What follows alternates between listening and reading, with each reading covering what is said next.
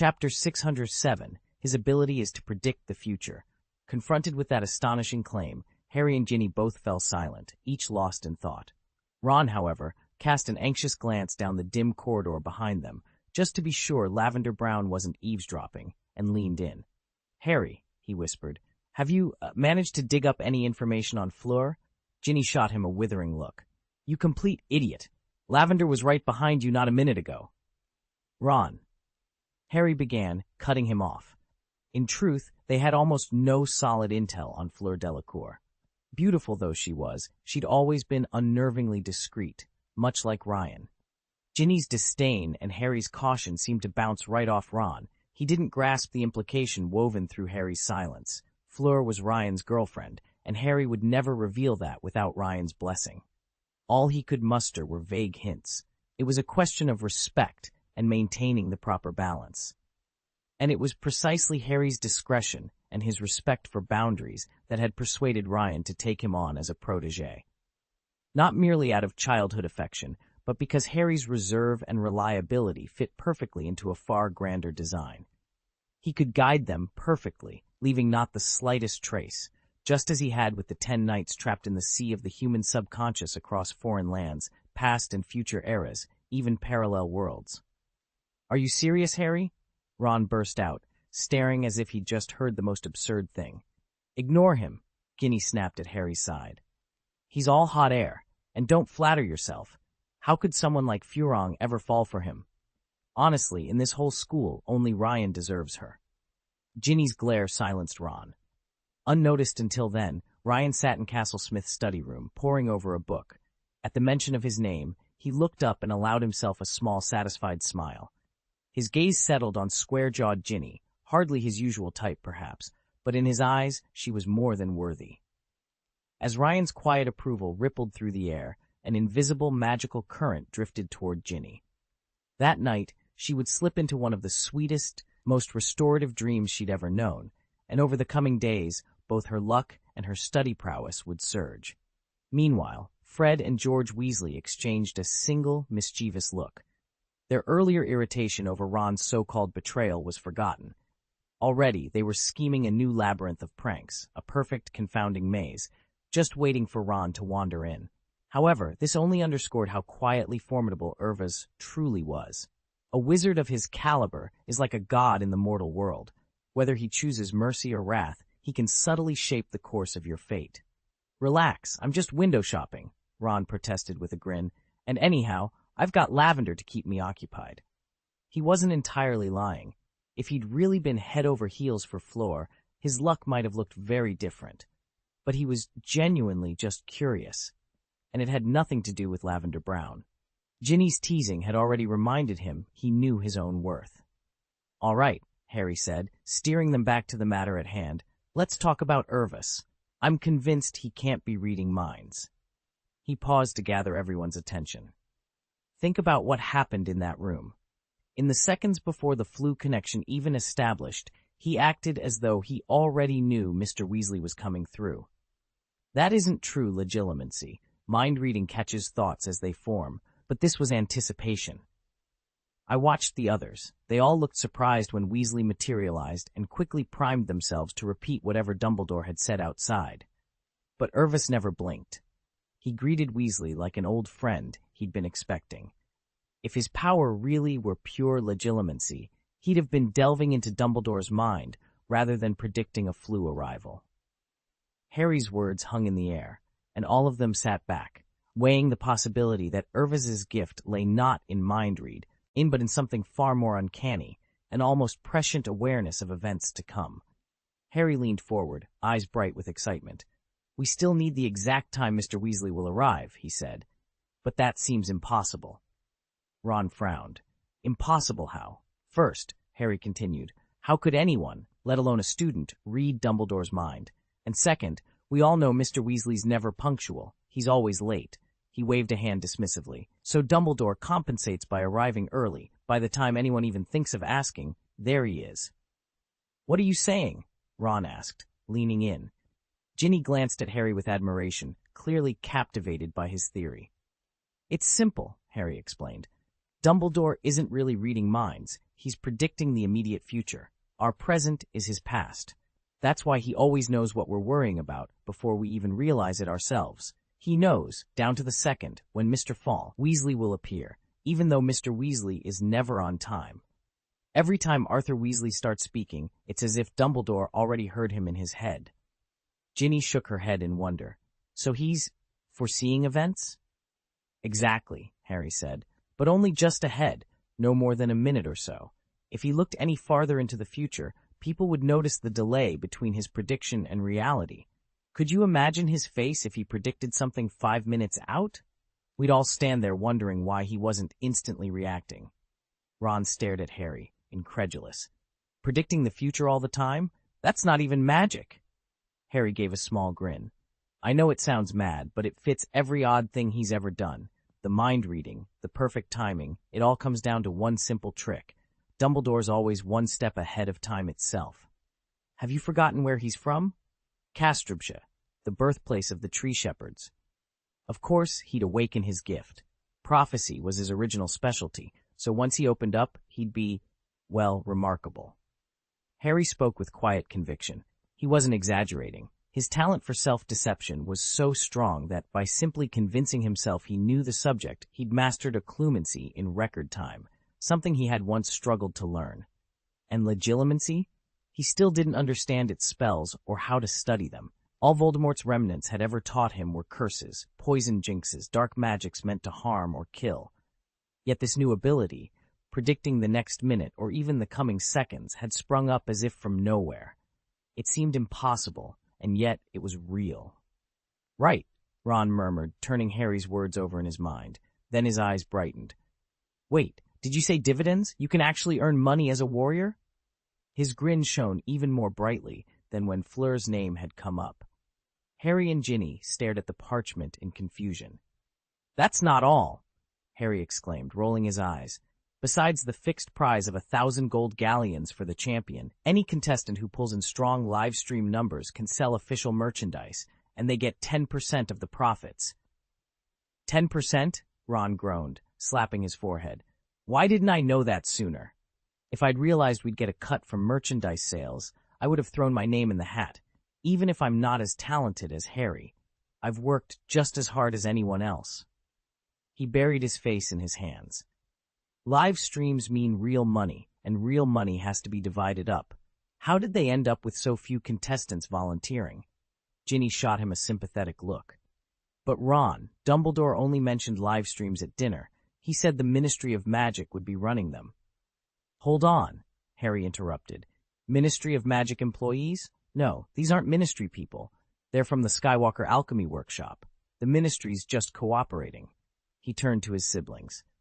Didn't Dumbledore say Skywalker by name and explain that it was his company handling the broadcasts?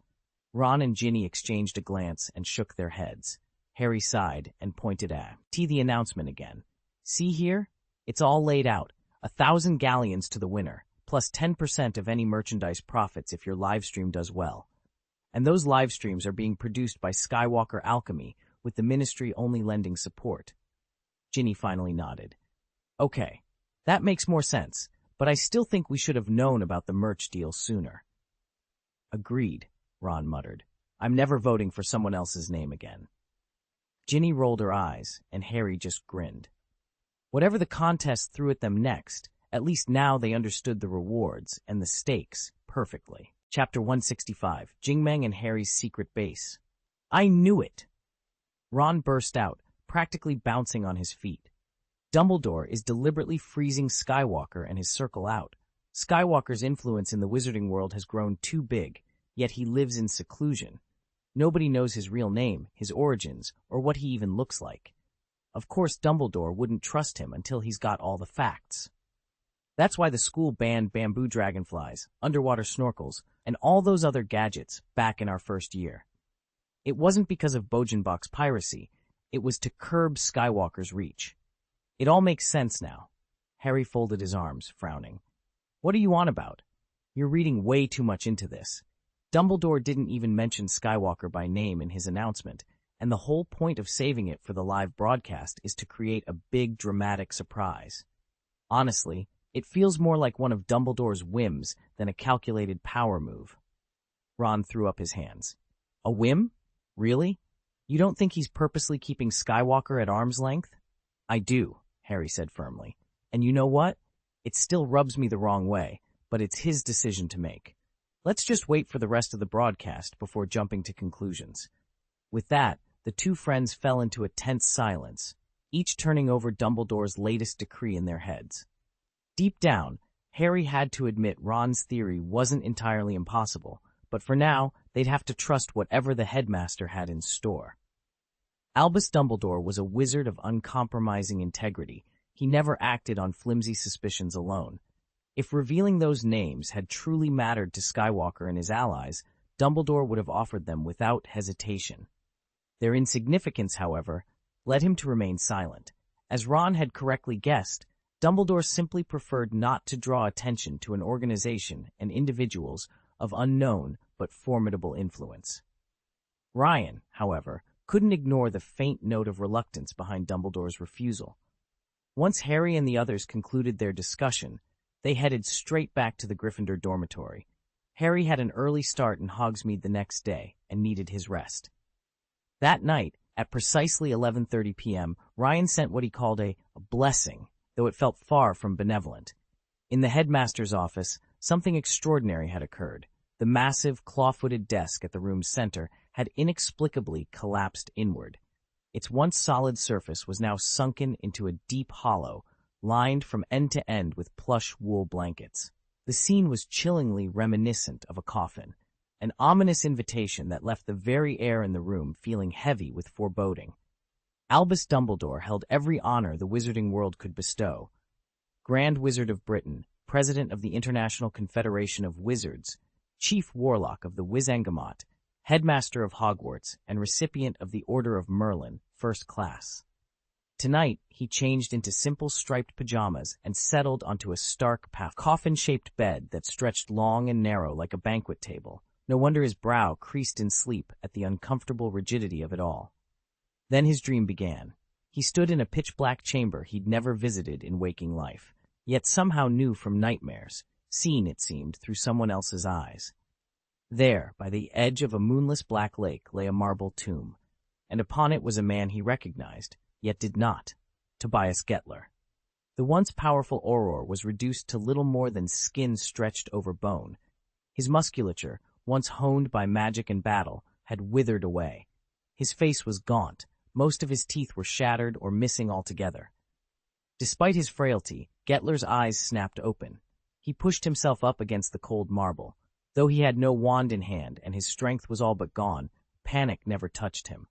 Across from him, a tall figure in midnight robes, Lord Voldemort, watched with cruel patience. Gettler's cracked lips curved into a weary, knowing smile. "You have come," he said softly. "I always knew you would, one day, but your journey here is already too late to matter. I didn't possess it. Kill me, Voldemort. I welcome death, but it will not bring you what you seek. There is so much you fail to understand. Strike me down. You'll never win. You cannot win. That wand will never, never be yours." At that, a green flash erupted. He was thrown from the rigid bed like a limp rag doll before crashing to the floor. In the headmaster's office, Dumbledore shot upright.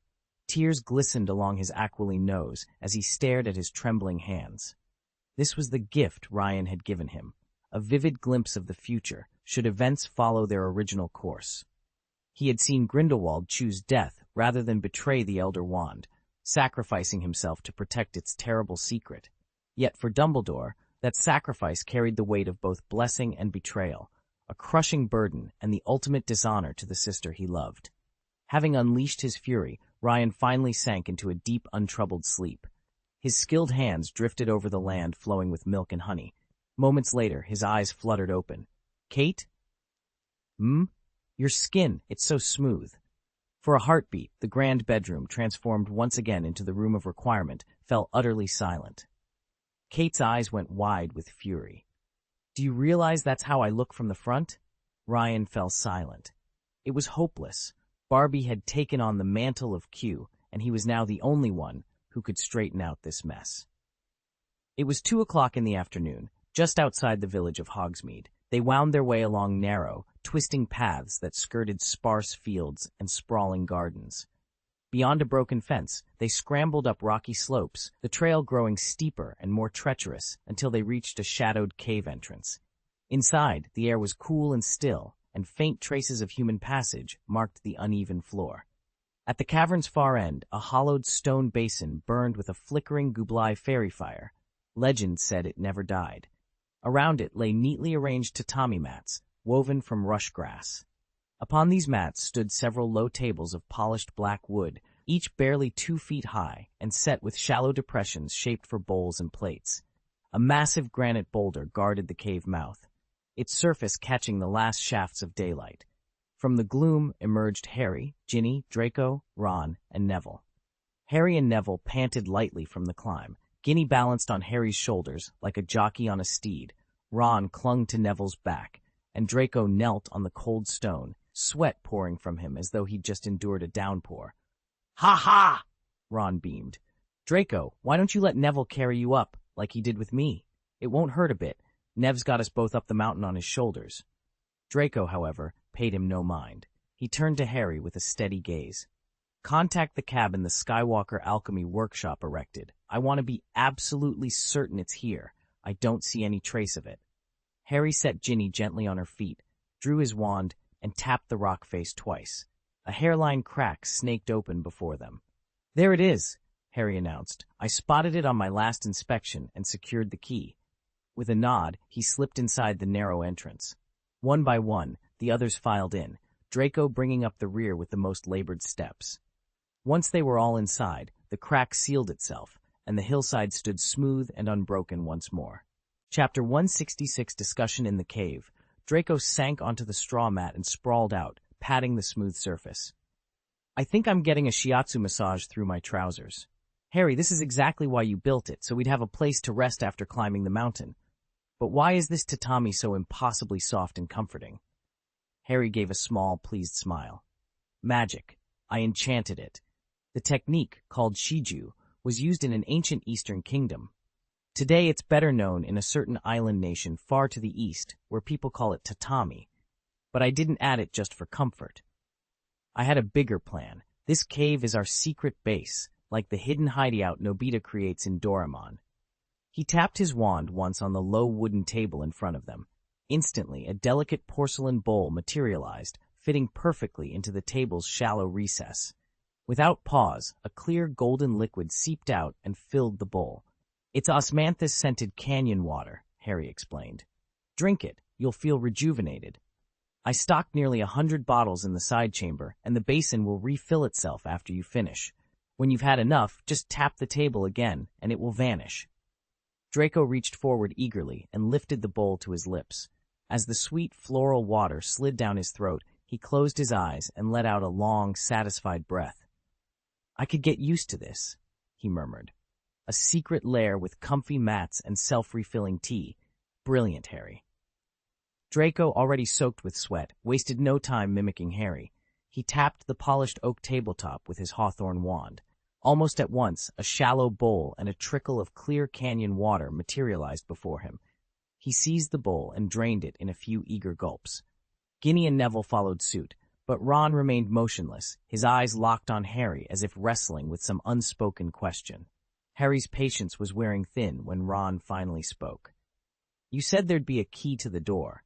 After all that climbing, are you telling us it actually exists?" Ginny set her bowl down with a faint splash and shot Ron a sarcastic look. "We all worked ourselves half to death climbing that cliff," she reminded him. "Though, last I checked, Neville did most of the heavy lifting. You practically hitched a ride, and Harry did say the key passed inspection and was provided. Maybe it got destroyed afterward, to keep whoever hired us anonymous." Harry shook his head, sighing. "No, it wasn't destroyed. There is a port key, but it doesn't take you back to Hogwarts. It goes to number 10 Chiangway Road." Silence fell over the group as they processed what he'd said. The damp air in the canyon seemed suddenly heavier, as if the very walls were waiting to see which of them would speak next. Harry glanced around at Ron, Neville, and Draco, all of whom looked more than a little bewildered. "It's the spot where Ginny and I got engaged," he explained. That makes sense, Ron mumbled, then abruptly straightened up. But are we just sitting here? What's there to do? Play a game? Wizard's chess? Exploding snap? Gobstones? Whoa, slow down, Harry said with a grin. There aren't any toys. He flicked his wand, and in an instant 5 neat stacks of parchment appeared on the tables in front of each of them. Draco stared at the papers, utterly baffled. What is this supposed to be? Ron's eyes lit up. These are the strategy briefs Ravenclaw put together for Harry. They've got background on the champions, handy spells and countermeasures, notes on the fire-breathing dragons, everything he might need for the first task. Draco's pale features flushed with excitement. Dragons? So the first challenge really is against a fire-breather? Yep, Harry confirmed. Hagrid let us in on it. Draco, I thought you already knew. You still get to choose which dragon you face. Draco shook his head in disbelief. I was certain the fire dragon would be the grand finale. Didn't expect it until the very last event. Wait a minute. When Hagrid called us to his hut the other day, was that his way of briefing us on the competition? If so, he's picked up a bit of Slytherin cunning. Neville, who also hadn't visited Hagrid's cabin, looked to Ginny. Is that what happened? Ginny shook her head, a proud smile tugging at her lips. No, Neville. Hagrid isn't scheming. He just wanted to let us know our contract tree has been moved to the edge of the Forbidden Forest. Last time, he showed us the path so we could always be near it and start awakening our abilities sooner. Besides, there's something else you don't know. Harry's already unlocked a new talent. He can control magic with pinpoint precision. Neville scratched the back of his neck. So you?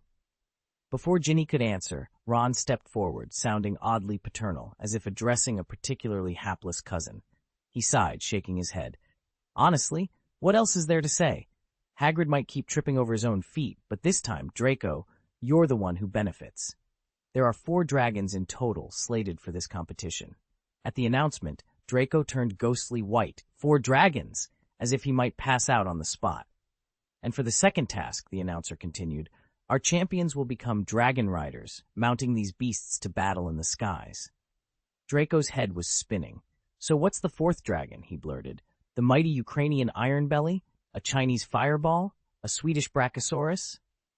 When none of his guesses hit the mark, he swallowed hard and looked to Harry. It couldn't be the Pluto dragon, could it? Harry gave a helpless shrug. You were close. Hagrid did suggest the Pluto dragon, but Dumbledore ruled it far too dangerous. The mystery dragon's official name is the Australian Opali. A vase dragon? Draco recoiled in disgust. Sounds utterly useless. Neville, meanwhile, stroked his chin thoughtfully. Useless? Remember, this will be broadcast live. An exotic dragon could be the show's biggest draw. Hermione glanced over Harry's shoulder and offered a tip. If you draw the eye in egg-white pigment, Harry, your readings will be much clearer.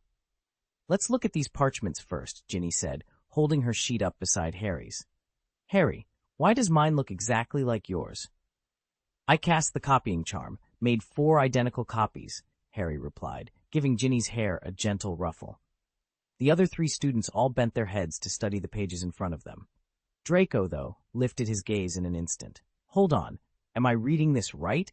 You think this fellow, with that ridiculous name, can read minds? Draco pointed. No, that's been crossed out, so now he's a seer? Foretells the future? Or maybe he's some kind of plant whisperer. And look at this handwriting, completely different. That bit was added by you, wasn't it, Harry? Well, Harry began, then recapped his earlier deductions, eager to hear where Draco would pick up. Draco flipped to the next page. See? You weren't far off. Now what's this? Crumb? Unpopular? And Grindelwald's influence is so strong. He's a world-class Quidditch star, yet not a single student will talk to him? Huh. And here's Fleur, the French girl. I noticed half the students at your table practically drooling over her last night. Harry exchanged a look with Ginny. Suddenly, their little divination exercise felt a lot more like gathering intelligence for the next big school scandal. I'd be happy to help. Could you please paste the chapter text you'd like me to rewrite into coherent, idiomatic English? Once I have the full passage, I can polish it for you. Chapter 167, Angry Fleur. To British witches and wizards, there are only 2 places in the world safer than any other.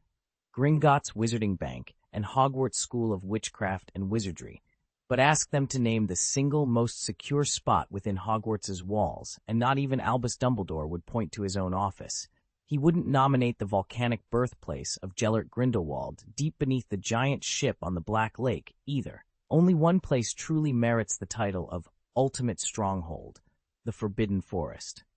Since Hagrid's awakening, the forest and all its magical inhabitants have merged into a living, breathing army. Dumbledore, unwavering in his belief that victory lies ahead, has marked out the island of Azkaban in the North Sea as the future battleground.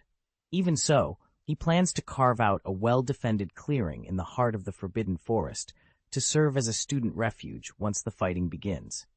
That's why, when term opened this year, he astonished everyone by lifting the usual prohibition on entering the woods.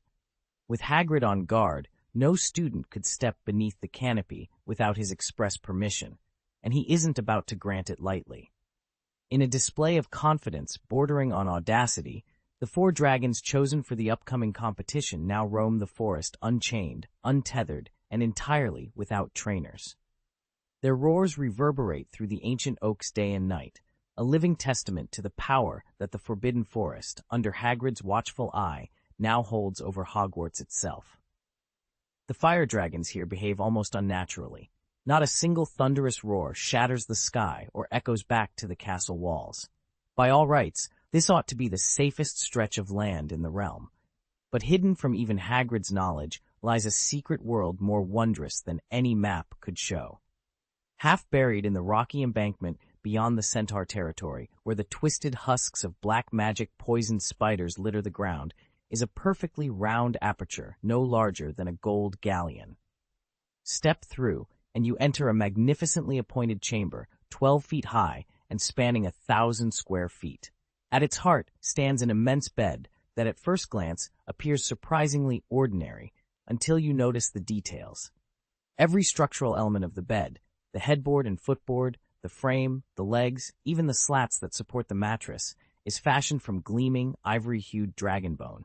The canopy drapes, sheets, and pillowcases are woven from shimmering unicorn tail hair, so fine they catch the light like spun moonbeams. Inside, the quilt, mattress stuffing, and pillows are filled exclusively with pure phoenix down, stripped of any quills. The result is nothing less than a sea of raw magic. Even muggles, oblivious to most enchantments, feel their hearts pound in its presence. In this secret sanctuary, every inch hums with power and promise. In their sumptuous 4-poster bed, one so lavish it could buy out all of Flourish and Blot's, a slender, star-flecked hand slipped free of the covers. Moments later, a head of silvery gold hair appeared, and on the pale forehead, a faint rune of connection glimmered. "Honestly, you Brits and your rigid reserve," Furong teased, yawning as she stretched. "I just felt someone calling my name again. Darling, how do you stand it, being the center of everyone's chatter? If I had your senses, I'd go mad." She drew her wand from beneath her pillow and tapped it softly against her arm. The last trace of sleep's damp sheen vanished, and a silky blue nightgown seemed to weave itself around her form. Furong threw back the quilt and swung her legs over the side of the bed, only to have Ryan's cool hand catch her slender wrist. "Easy there," Ryan said with a sly smile. "It's not like I haven't seen it before." Furong arched an eyebrow. "You doing all right? No man can ever say no to me." Feigning a dramatic leap, Ryan laughed. "Oh, darling, have mercy. I've warned you time and again not to probe too deeply into my senses. Trust me, your mind and body see. Imply can't handle it." Proudly seating herself upright, Ryan regarded Furong with a triumphant glint in her eye. He waved his hand, and the soothing fragrance in the room drifted away on the breeze. The soft purple glow faded back to its normal white. At the far end, the mechanical instruments that had been playing gentle music folded themselves up and settled back onto their shelf. Opposite the grand bed, where the wall was embroidered with a vast star field, a ring of light appeared. Within it, Draco Malfoy flipped through a stack of parchments and mentioned Fleur's name. "Hey, this one's talking about you," the projection announced. Fleur, reclining against Ryan's bare chest, lifted her head and squinted up at the image. "Who's that?" "Oh, I know the fellow next to him, Harry Potter. That's the star of the show Kate and Penelope have been glued to lately. Harry Potter and the Resurrection Stone, isn't it?" but I've heard it doesn't end well. Ryan let out an involuntary hiss as he felt the warmth of Fleur's cheek press against his. Down below, another part of him was already waking up to the situation. He fought to keep his voice steady as she teased. Inside, he grumbled, "Who do you think I am? Kate had me half out of my trousers just last night. I've got an appointment with Nagini this afternoon, and Penelope's expecting me tonight. You little goblin, give me a break." Of course, none of that ever left his lips. It remained his own private protest. Ryan stood upright, his voice stern and unyielding as he reprimanded Furong. "You need to show some restraint. Behave like any ordinary girl. Gabrielle will be here tonight, and I don't want her discovering that her sister can't even get out of bed." "Fine. Be that way," Furong replied, nipping Ryan's arm lightly before relinquishing her enchantment. The starry sheen that had danced across her skin faded, leaving her fair complexion soft and natural, as if a shimmering filter had been lifted. Her hair, once lustrous with silver, now caught the light in warm, golden waves. The scorching heat that had radiated from her touch moments before eased into a gentle, comforting warmth. Her delicate features and slender figure remained, still undeniably beautiful. Only now her beauty spoke of quiet grace rather than bold intensity. It was a gentleness that reminded Ryan of Penelope, which made their friendship entirely sensible. In the soft glow of the room, he couldn't help but admire this new, subtler side of Furong. She, meanwhile, casually flicked her wand now and then, the faintest trace of magic lingering in the air. The image on the wall trembled and shifted, its viewpoint constantly zooming in and out like a living thing. Fleur, having spent months training alongside Ryan, already knew how to manipulate the enchantment. This was the circle of light mantra. Within seconds, she pieced together every detail. "This is the mountain just outside Hogsmeade Village," she murmured, her eyes tracing the rocky slopes. "That cavern, Ryan, your company engineered it. And look at those Hogwarts students, armed with their enchanted parchments, so powerful, so coordinated. Val's really isn't the idiot we all thought he was. It's impossible. Harry Potter has only just been titled a warrior, and already he's amassed every bit of intel on the other competitors. He knows the rules, the hidden paths, the winning strategy. With that edge, Hogwarts can't lose." From the shadows, Ryan called softly, "Fleur, are you even paying attention?" Fleur blinked, then tilted her head. "What else would I be looking at, darling, if not you?" Ryan's brow creased. "Seriously? Do you think you can't win without me? Your dramatic charms can call forth fire dragons on a whim, and if you ordered them to sacrifice themselves, they'd do it without question." A cold smile curved Fleur's lips. "Exactly the point, isn't it? That's why I'm so furious. The other girls at school, they gape and gossip about me, but when it comes to real work like gathering intelligence, they vanish. Here's a polished rewrite of your menace. Ample line. At least they don't slow me down," Fleur said, rolling her eyes. "If you'd like me to revise the entire chapter, please paste the full text here, and I'll transform it into smooth, idiomatic English while preserving every character detail and plot point." Chapter 611, Ryan's Sacrifice and the Flying Curse. Ryan pressed a trembling hand to his lower back, wincing as a familiar pain flared through his kidneys. It was the unmistakable ache of organ deficiency, brought on by months of sleepless nights and relentless study. Yet even as exhaustion threatened to overwhelm him, he forced himself to remain standing.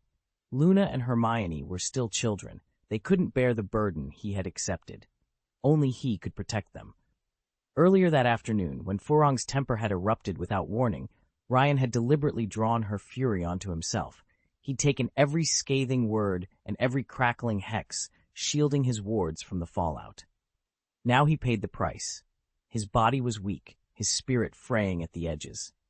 But as he stared at the piles of textbooks on the desk, ancient grimoires on defensive enchantments, theoretical treatises on life magic, he felt the first stirrings of resolve.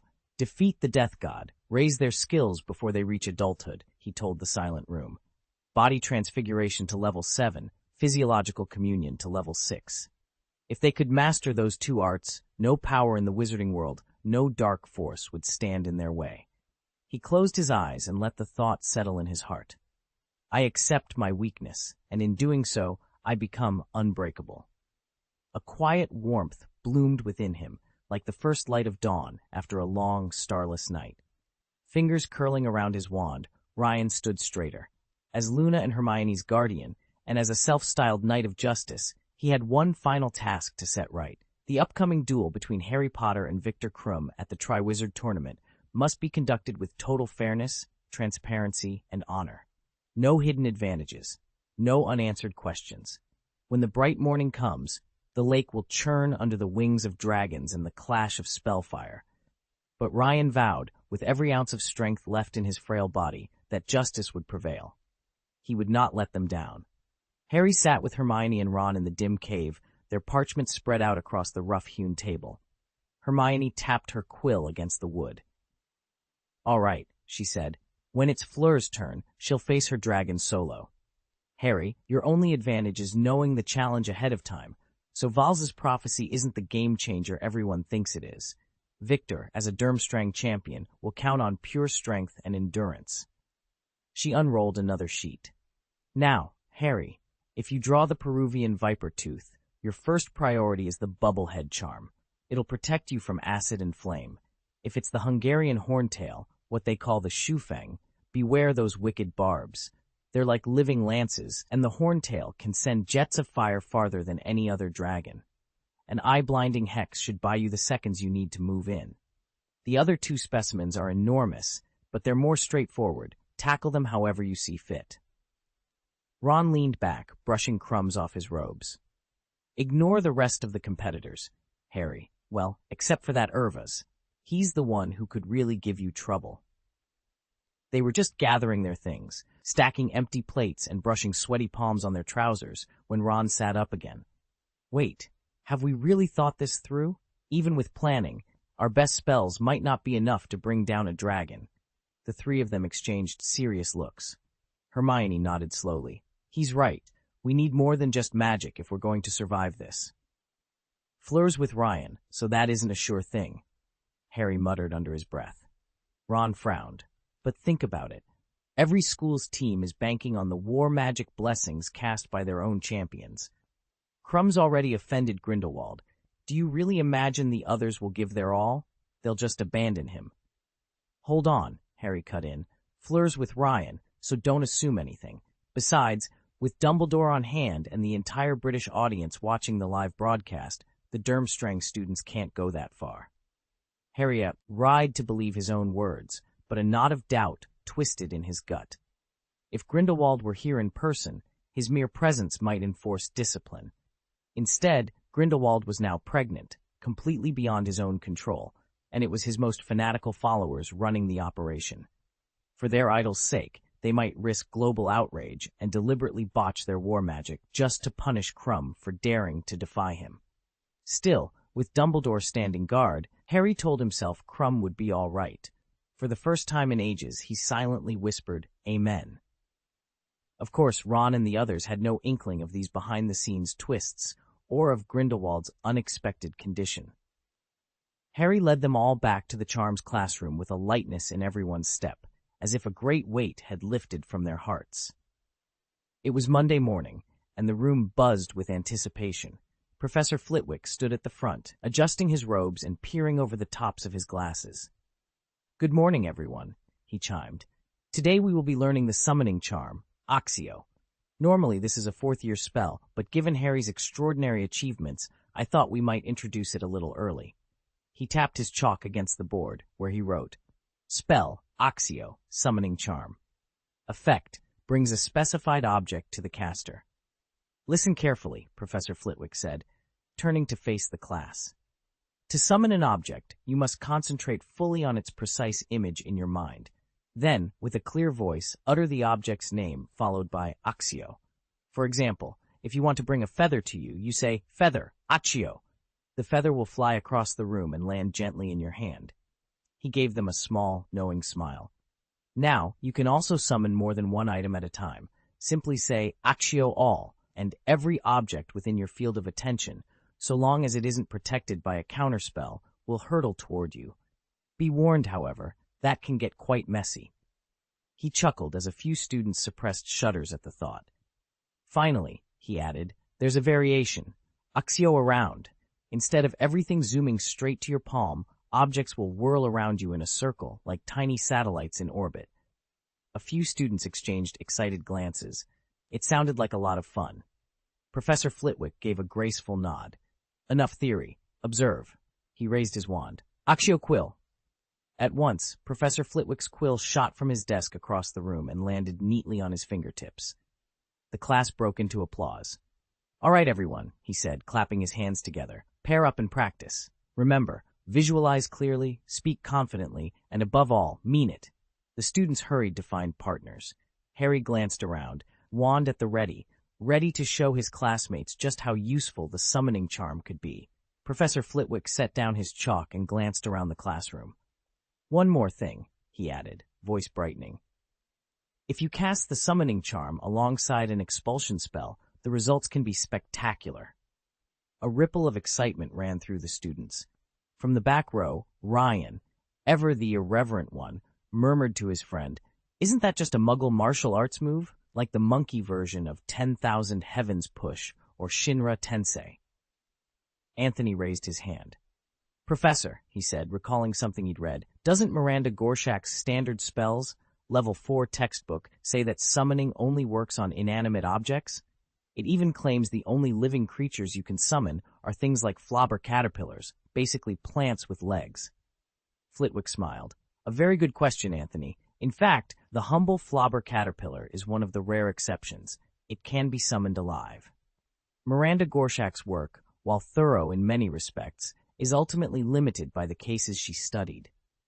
Because she focused on non-living targets, she concluded that summoning charms couldn't affect anything truly alive. In reality, the charm's reach is broader, just not what her research first led her to believe. Ryan leaned back in his seat, quite pleased to have provoked the discussion, while Anthony jotted down notes furiously. Across the room, Hermione smiled to herself, no doubt already preparing her next question. Professor Flitwick turned back to the chalkboard, ready to guide them through more of the day's enchantments, and perhaps to reveal still more surprises about exactly what magic could and couldn't do. Level X creatures like flobberworms and horcrux are so plant-like they hardly seem alive. Yet mounting evidence proves one thing beyond doubt. The summoning charm can work on living beings, provided the creature recognizes you or your spell is extraordinarily powerful. After all, Newt Scamander once summoned his own Niffler, and Albus Dumbledore famously called Fawkes his Phoenix, with the very same charm. Nearby, Hermione leaned toward Ryan and spoke in a low voice about the true mechanics behind the summoning charm. "It really is quite simple," she said. "You can think of it in two broad categories, summoning inanimate objects and summoning living creatures. For inanimate objects, there are 3 essential steps. 1. Pinpoint the object's general location. Even a rough idea of where it is cuts the chance of failure dramatically. Skilled witches and wizards might skip this step, but it's crucial for most of us. 2. Form a clear mental picture of the object. If it belongs to you and you've handled it before, this comes naturally. If you're trying to summon something unfamiliar, you must be extremely precise. Every detail counts. 3. Focus your intent and pronounce the incantation clearly. With a steady mind and confident wand movement, the charm reaches out and draws the object back to you, so long as it's within range." Hermione glanced around to ensure no one else was overhearing. Summoning creatures is similar, but there's a key difference: the creature's willingness to obey. Low-level beasts like flobberworms rarely register the charm, but an animal that knows you, or a magically advanced caster, will answer your call. That's how Newt could summon his Niffler, and how Dumbledore's Phoenix, Fawkes, answered him instantly. Master Lee smiled and leaned forward. "Take summoning glasses as an example. You don't need anyone's personal spectacles, just the generic object, glasses. Your only task is to fuse its name seamlessly with the summoning suffix. Think of it simply as the glasses summoning spell, the shortest incantation you can muster. Next, append the suffix Phalai, literally, fly here. Speak the entire spell with absolute conviction. As you chant, project your mind toward the object and trust, with unshakable faith, that you will call it to you. That faith is the true test of your willpower." You can apply the same 3 steps to living beings, but summoning a creature demands a far greater reservoir of magical energy from the caster. A heartfelt thanks to my classmate Conch for the monthly ticket, even if you're asleep, and to everyone else for your recommendations and subscriptions. Chapter 169, Interrupted Charms. Hermione stared at Ryan, still puzzled. What do you mean by the highest realm? Ryan paused, then swept his hand toward the circle of wizards before them. Wizards like Dumbledore, Hagrid, Grindelwald, even Voldemort, all of them inhabit that plane of mastery. Hermione blinked. Then Harry and Riddle haven't reached it?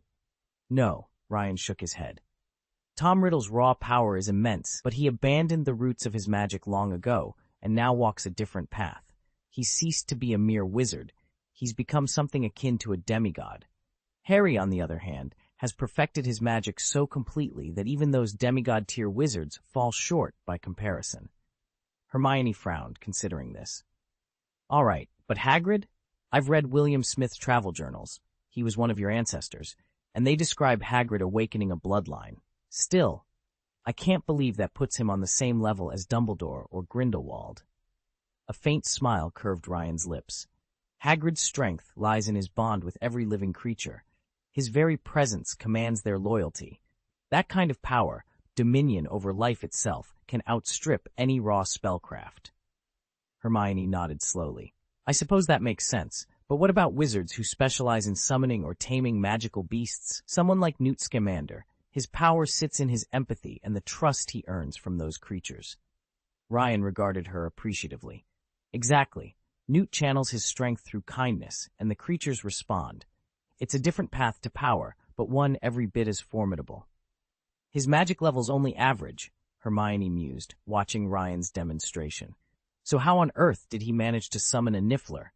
A slow grin spread across Ryan's face. Most wizards fixate on nailing the steps of a spell, but that's only part of the picture. The real secret is forging a bond with the creature's life force. Think of it like placing a call. You reach out with your mind, establish a connection, and secure its consent. If it believes it belongs to you, the magic practically does itself. Before Hermione could respond, there was a knock at the dungeon classroom door. Ginny Weasley slipped inside, ducking under the low ceiling with a quick sideways shuffle. She shot Harry a bright smile, then made her way to Professor Flitwick's podium at the front. Do you need something, Ginny? Flitwick asked, hopping down from his pile of spellbooks. Sorry to barge in, Ginny panted, but I have to take Harry upstairs. His competition slot is up next. Right you are, Ron called from the back, giving Harry a gentle shove. Come on, Harry. Harry lingered on his stool, glancing pleadingly at Flitwick. Professor, the lesson isn't over yet. Off you go then, Flitwick said kindly. And by the way, you're excused from today's charms homework. Best of luck. With that, Harry let Ginny guide him out, eager and slightly dazed, as the rest of the class buzzed with excitement. But, Weasley.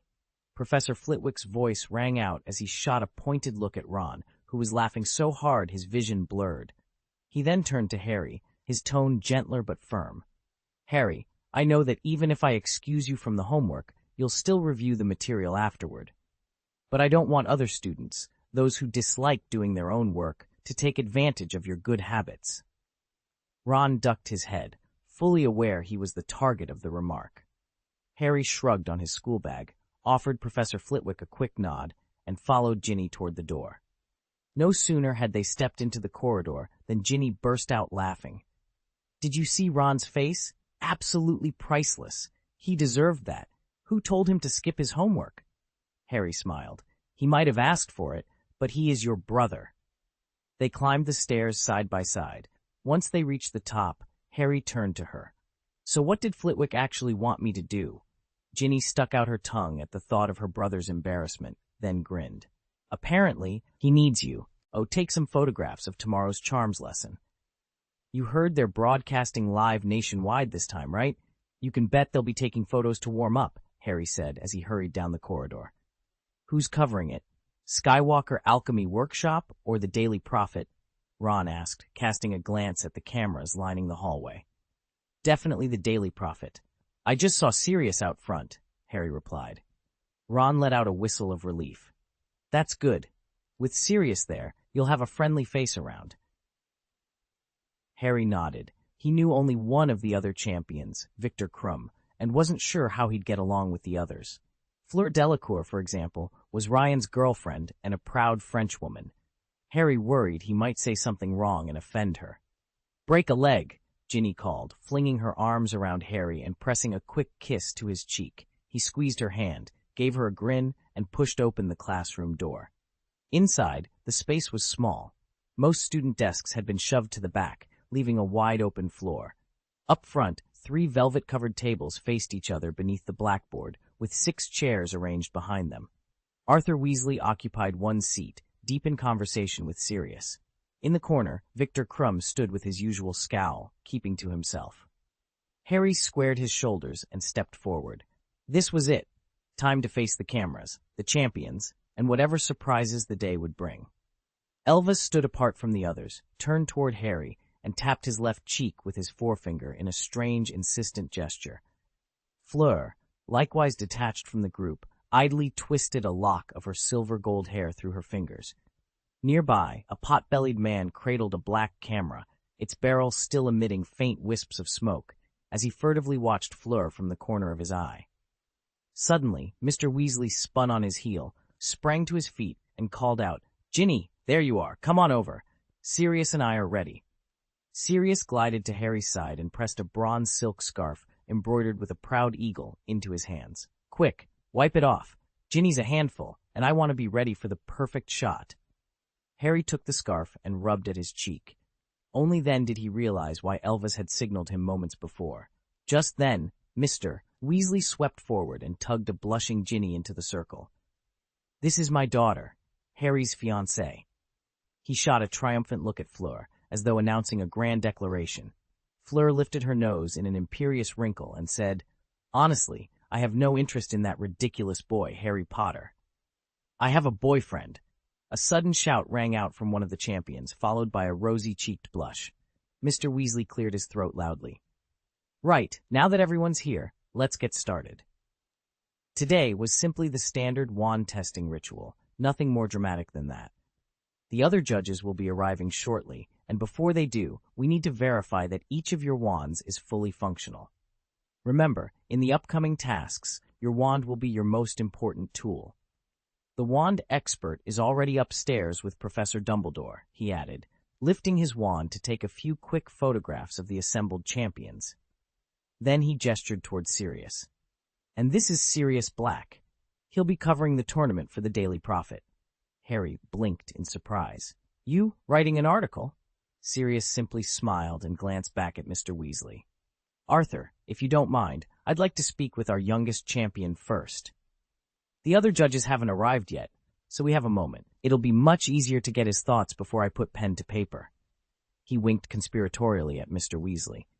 Chapter 613, Magic Wand Detection. Sirius slipped into the cramped broom closet, dropping onto an overturned bucket that wobbled alarmingly beneath him. He thrust Harry back against a cardboard box propped in front of the door and set his hand on the handle. "We don't have long," he whispered, his voice low enough that the stone walls seemed to drink it up. "First task, the Dragon Challenge. Listen carefully." Harry drew a steady breath. There are 4 dragons, the Peruvian Vipertooth, the Hungarian Horntail, the Hebridean Black, and the Australian Opali. Sirius stared in amazement.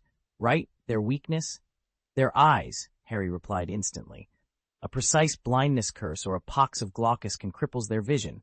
Then you move in." Sirius ran a hand through his hair. "And the other champions?" Harry's lips quirked.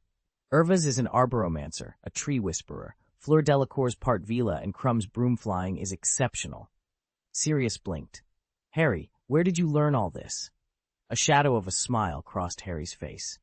"Hagrid taught us, me, Ron, Ginny, Neville, even Draco, back at Castrubsha Academy. That's how I know." Sirius sank back against the wall, mind racing.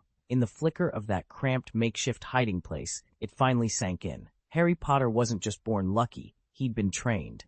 And now, with the dragon task looming, Sirius knew they needed every edge they could get. Characteristic magic grants its bearer an instinctive, wandless talent, an ability they're naturally attuned to. Take Irva's, for example. His gift is a glimpse into the future, up to a minute ahead, maybe even less. Harry spoke calmly, his shoulders finally unclenching. He'd feared Sirius would challenge him again. The relief was nearly palpable. Sirius stared back, curiosity warring with surprise. "How did you learn that? All I've seen are Rita Skeeter's scattered rumors, and you know how reliable she is." Harry offered a small shrug. "Hagrid let it slip by accident. Then, over the term, a few of our students quietly gathered more intel on the other candidates." Sirius's brow furrowed. "Is that even legal?" Harry was about to answer when the door swung open, flooding the corridor with sunlight. Harry squinted as Professor Dumbledore appeared in the frame, his purple robes brushing the stone floor. Behind half-moon spectacles, Dumbledore's eyes were gentle yet firm. "Sirius," he said, stepping forward, "I'm afraid this conversation must end. The wand assessment ceremony is about to begin, and Harry is expected on the platform." Sirius clicked his tongue in resignation but managed a curt nod. "I'm done here." Dumbledore inclined his head. "Very good. I trust you'll join us shortly." With that, Sirius slid past the headmaster and disappeared down the hallway, leaving Harry alone to steel himself for the next trial. Harry could still see the surprise on Dumbledore's face after his last display. "All right," Harry said, stepping past the headmaster and into the room. A handful of other champions were already seated in a row of chairs against the far wall. He hurried to a vacant seat next to Victor Krum and sat down, eyes drifting to the velvet-covered table before him, where 4 of the 5 judges were already assembled: Carcaro, Professor Huff, Mrs. Maxim, and Mrs. Volcanova, alongside Mr. Weasley. Sirius found a seat in a corner, pulled a rolled parchment from his coat, and began taking notes with his quill, as though he were conducting an interview. Dumbledore finally settled onto the judge's bench. Clearing his throat, he addressed the gathered champions. "Allow me to introduce Mr. Ollivander. He will inspect your wands to ensure they're in perfect working order before the event begins." Harry's attention snapped to an elderly wizard standing quietly by the window. The man's pale eyes were unmistakable. Harry recognized him instantly. "Mr. Ollivander," he murmured. Of course, this was the wand-maker who had helped him choose his own wand in Diagon Alley 2 years ago. Mr. Ollivander offered a end smile and approached the table. One by one, the judges called forward each champion.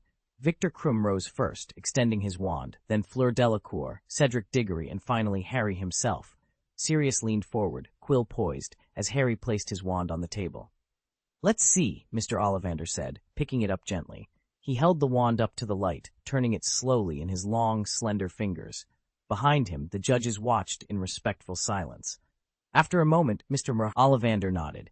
"Sturdy core, well-bonded wood, still in excellent condition, Mr. Potter." He handed the wand back to Harry. "You may proceed when you're ready." Harry tucked his wand back into his robes, shot a nod of thanks to Mr. Ollivander, and turned to face the judges. The room held its breath, and Sirius's pen hovered over the parchment. All that remained was for Harry to step up and show them exactly what he could do. In the bright sunlight streaming through Ollivander's workshop, Harry noticed something he'd never seen before. The old wand-maker's eyes were more slate gray than the silvery hue he'd once glimpsed in Ryan's gaze. Ollivander motioned to Fleur's wand first. He held it gingerly, as though weighing it in his hand, and Harry saw surprise flicker across his face. "Fleur, I must confess, your core." He traced his finger along the length of the wand. "Vila Heir, this is quite extraordinary." Fleur offered a polite smile. "It belonged to my grandmother." Harry leaned closer. The wand was crafted from pale maple, another surprise. Maple wands, he'd learned, tended to choose those with restless spirits, born explorers who hungered for adventure. In the wrong hands, shy, unimaginative hands, their magic could feel leaden, flat. Yet Fleur was ostensibly the partner of Ryan, a reserved, homebody type who shunned ambition. Harry found himself puzzled. How had someone like Ryan ever drawn a maple wand, let alone paired with a free-spirited Fleur? Ollivander wasn't done examining. "And notice, this wand's craftsmanship doesn't match that of Guy de Maupassant's French atelier, one of Europe's renowned 3. He set Fleur's wand aside and reached for the next instrument. "Now, Victor," he said, offering Krum's wand. Harry recognized the name Mab Grimovich on the handle. German work, Grigovich, the last of the famed triad. He tapped the wand tip against his palm. Sturdy, precise, yet beneath that, a certain intensity. Harry nodded. In France, Guy de Maupassant's namesake Kit, and here, Germany's Grigovich, formed half of the old world's legendary wand-making triumvirate. He wondered briefly about the third artisan, then suppressed the question. Ollivander was moving on to his next test. There would be time for answers later. For now, Harry simply watched, absorbing every detail as the old wand-maker whispered to each stick of wood, coaxing secrets from their cores, and charting the invisible bonds they formed with their owners. Chapter 12. The Weight of Passion. Harry Potter sat alone in Ollivander's workshop, staring at the slender, polished piece of wood in his hand, Victor Crumb's wand. He'd heard so much about the Elder Wand, the legendary creation of Ollivander himself, thieves like Gellert Grindelwald, and how it finally came to rest in Albus Dumbledore's possession. Now Harry found himself looking at Crumb's wand with fresh curiosity. "Notice anything unusual?" Mr. Ollivander asked, glancing up from a row of wand boxes. Harry tilted the wand, examining its proportions. "It's thicker than most," he said, "more rigid." "Precisely," Mr. Ollivander agreed. "It's carved from hornbeam, and the core is exceptionally dense and hard. Hornbeam wands bond most strongly with those possessing a singular, unyielding passion, wizards who devote themselves wholeheartedly to one discipline until they master it." Harry thought of Dumbledore's own wand, famously stout and unbreakable. And yet, when Ollivander mentioned Hornbeam, Harry's sympathy shifted to Victor Crumb. Hornbeam chose the passionately driven, but for Crumb, that passion had always been Quidditch. On the pitch, he was a phenomenon, blazing across the sky, breaking records, but beyond broomsticks and bludgers, his magic was unremarkable. He was, in most other respects, a perfectly average wizard. Harry recalled something else Dumbledore had told him. Despite Ollivander's unparalleled expertise in wand lore, his personal magic was nothing extraordinary. The wand-maker had simply channeled his life into wands, becoming the greatest craftsman in the world, without pursuing grand spells or feats of power. In that respect, Crumb faced a similar fate, extraordinary in one realm, but ordinary elsewhere. He glanced at Fleur Delacour's wand resting by the window, remembering her refined Beauxbaton's training. Further down the hall, Elvas's subtle silvery wand hinted at her gift for divination, her uncanny ability to glimpse the future. Victor Krum, by contrast, had no such distinction, just an all-consuming love of Quidditch. And yet Harry felt that perhaps he'd been too quick to judge. Hornbeam also prized loyalty, resilience, and true-heartedness. Victor's singular focus had carried him from a modest upbringing in Bulgaria to the heights of the Triwizard Tournament. That unwavering dedication, Harry realized, was a form of magic in itself. He replaced the wand gently in its velvet pouch and rose to leave. The shop bell tinkled as the door closed behind him, but Harry's mind lingered on Crumb's path. In a world that celebrated versatility and spectacle, Victor's single-minded devotion shone with its own kind of power, just the sort of strength the Hornbeam wand would seek. Only Quidditch remained. Even his own teammates felt like obstacles slowing him down. As Harry watched Crumb step aside, Mr. Ollivander turned to the third contestant, Elvas, and began his inspection. He drew the wand from the young wizard's hand and examined it thoughtfully.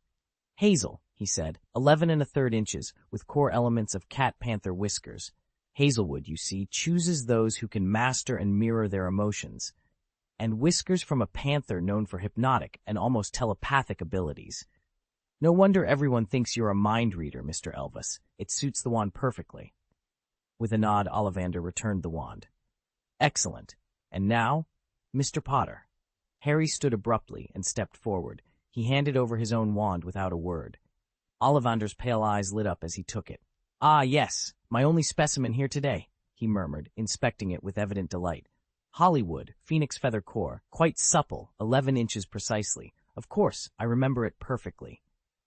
He paused, brow furrowing, then blinked rapidly as if surprised. No, it's changed. No, wait, it's still the same wand, yet it's changed again." Harry frowned. Whatever Ollivander saw, it was clear this wand had a will and a secret of its own. Chapter 614, The Holly Wand. At the judges' table, Professor Dumbledore sat forward, adjusting his half-moon spectacles as his eyes sparkled with anticipation. "Garrick, what has changed?" he asked, voice alight with excitement. Sirius Black sprang to his feet and glared at the assembled duelists. Could someone have tampered with Harry's wand? Arthur Weasley gently pressed Sirius back into his seat, resting a soothing hand on his godson's shoulder. "Highly unlikely," he said firmly. Across from them, Victor Crumb and Ginny Weasley exchanged uneasy looks as they studied Harry's wand. Fleur Delacour, composed and haughty, gave a barely concealed sniff of disdain and closed her eyes. Elvas, by contrast, remained perfectly still, his expression as immovable as the mountain he seemed to channel. Garrick Ollivander cleared his throat. "Holly wands are famed for their defensive qualities. They choose witches and wizards who walk dangerous paths fearlessly and often seek deeper, even spiritual truths. Yew wands, however, are prized for their durability and longevity, and have earned a formidable reputation in dueling circles and among practitioners of curses and counter-curses. In short, Holly and Yew represent two opposing strengths, defense versus offense." Dumbledore leaned in, brows raised. "And what does that mean for Harry?" Ollivander fell silent, offering no direct answer. Mr. Ollivander held the wand in his hand as though it were a priceless relic. He studied its grain, muttering excitedly to himself about its unusual properties. "In all my years," he said, "I've never seen anything like this. By its core, it should be holly, yet it behaves like yew, the precise opposite. It's as if someone fused the wand I made for my brother with this one. Remarkable. Utterly remarkable. Most woods simply can't coexist that way, but here they are, entwined as though by magic. The so-called 7 unforgivable combinations are nothing compared to this." He waved the wand, expecting sparks of light, but nothing happened. It looked for all the world like an ordinary carved stick. He frowned. "It's rejecting me. It knows the difference between my magic and its true owners. Harry, could you try?" With a nod, Ollivander handed the wand back to Harry. Harry raised it before him and spoke clearly. "Bloom, orchids." Instantly, delicate white and lavender orchids unfurled along the length of the wand, their petals brushing the air. The chamber filled with a soft floral scent. "Marvelous!" Ollivander broke into spontaneous applause. Sirius, perched nearby, joined in, and even the photographer clicked enthusiastically. Professor Dumbledore watched Harry with a keen, approving gaze. Ginny and Victor Crumb exchanged relieved smiles, exhaling in unison. At that moment, the extraordinary nature of Harry's wand and the bond he shared with it had never been clearer. Harry tucked the bouquet away and offered a sheepish smile. He'd already guessed what Ollivander's discovery meant. When his wand had fused with the last vestiges of Voldemort's power, it had changed right along with him. Silence fell again, broken only when the photographer, dressed all in black, sprang to his feet and cleared his throat. He shot a look at Sirius and said, "Are we done here? Next up is the group shot." At his cue, everyone stood. "Madame Maxime, please have a seat," the photographer continued. "Harry, would you mind stepping aside so Miss Delacour can take center stage? It'll compose more nicely." They shuffled into place, and in mere moments the flashbulbs blazed. When the shutters finally clicked to a halt, every eye turned to Dumbledore, waiting for his next word. But Harry sensed the evening had reached its end. Elvis, the seer, was already making her way toward the exit, her expression unreadable. "Thank you, everyone," Dumbledore called out, rising from behind the referee's table. "You may return to your classes, or, if you prefer, head downstairs for dinner now. Lessons will be ending soon." At once, Elvis performed a careful bow and departed with Dame Volchanova, closely followed by Fleur Delacour and Madame Maxime. Professor Dumbledore lingered in conversation with Mr. Ollivander, while Igor Karkaroff strode off alone, once again leaving Victor Crumb behind. Sirius Black looked as though he might speak to Harry, but Mr. Weasley intercepted him to greet Ginny. A photographer, spotting Sirius's departure, hastily gathered his equipment and slipped out after him. Ginny slipped her arm through Harry's and started to leave as well, until Harry stopped her. "Ginny, could you wait just outside? Victor and I need to talk for a moment." She nodded, stepped away, and gently closed the door. Victor turned back to Harry, brows knitted. "All right, what is it? Are you going to say something about Ron? It's probably not the best time. After all, I pursued his girlfriend without realizing it, and everyone thinks he's upset with me.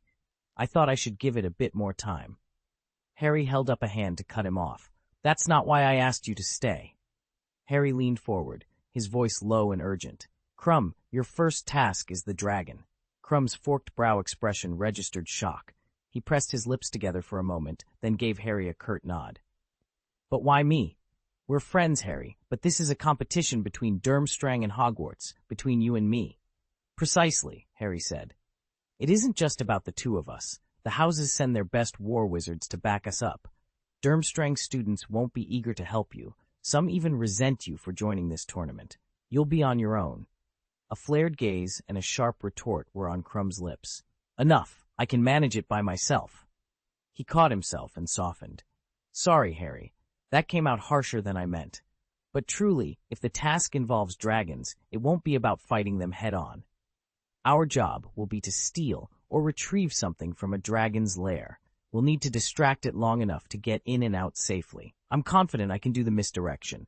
My transfiguration is strong enough to disguise or divert its attention. Harry nodded, folding his hands thoughtfully. That's the plan, then. You'll divert the Hungarian Horntail. Hungarian Horntail, Crumb finished, a ghost of a smile flickering on his face. A worthy challenge. With a final, steadying breath, he added, Let's do this. And together they turned to draw their strategy, each fully aware that the first task of the Triwizard Tournament would demand every ounce of skill and courage they possessed.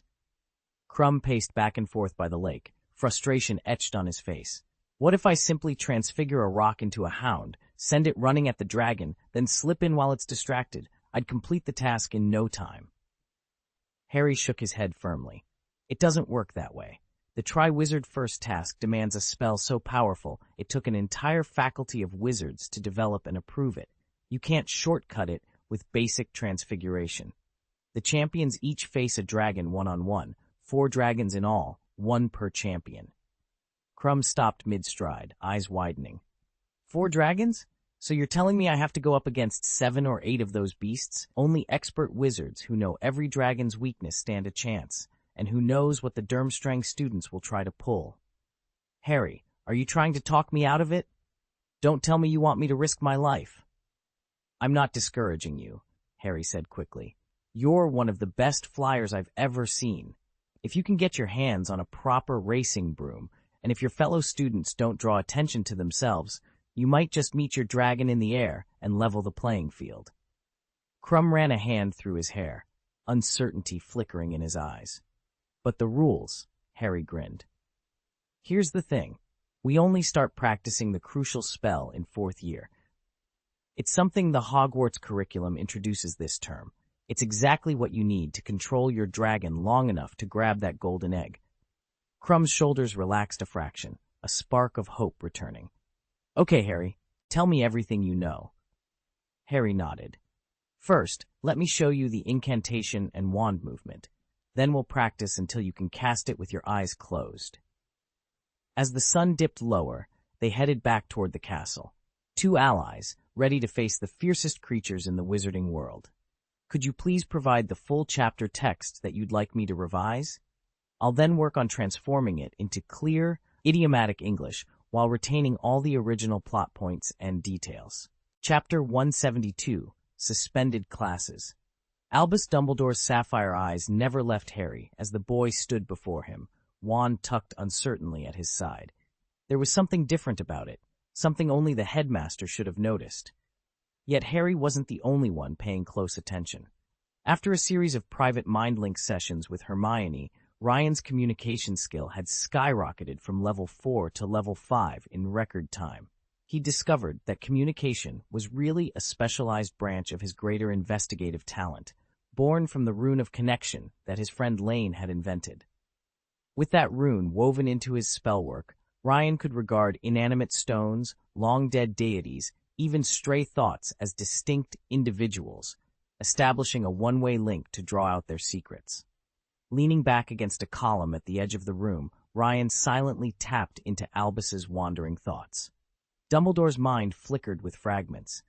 Our mastery of wandcraft, its ties to death, the legend of the Elder Wand, this new wand of Harry's, it rejects Ollivander's making. Though just whispers, the information was clear. Why had Harry's wand changed so radically? Would this shift in core magic affect the wielder's soul? Could Ryan detect its influence on every witch and wizard it touched? A sudden chill ran through him, and at the back of his mind, A single name resonated, Ariana. Ryan straightened. Classes were suspended, but mysteries had only begun. I don't want to bring her back, do I? I meet death with calm acceptance, and have never once wished to prolong my life. Dumbledore's silvery eyes flickered as he studied the subtle shift in Ryan's wand. At that moment, the headmaster realized the truth. The Elder Wand was at work. He drew a connection between its influence and Ryan's serene attitude toward mortality, his complete indifference to resurrection. But instead of feeling chastened, Ryan felt only a quiet pang of disappointment. Even Dumbledore's insight hadn't shaken him. He still refused to resent death or scramble for more years. Thursday morning arrived crisp and clear, and the castle buzzed with the last-minute energy of a team competition just 3 days away. Down by the Black Lake, Ryan and Ron sat cross-legged beneath a sprawling beech tree, its roots tangled among dew-damp grass.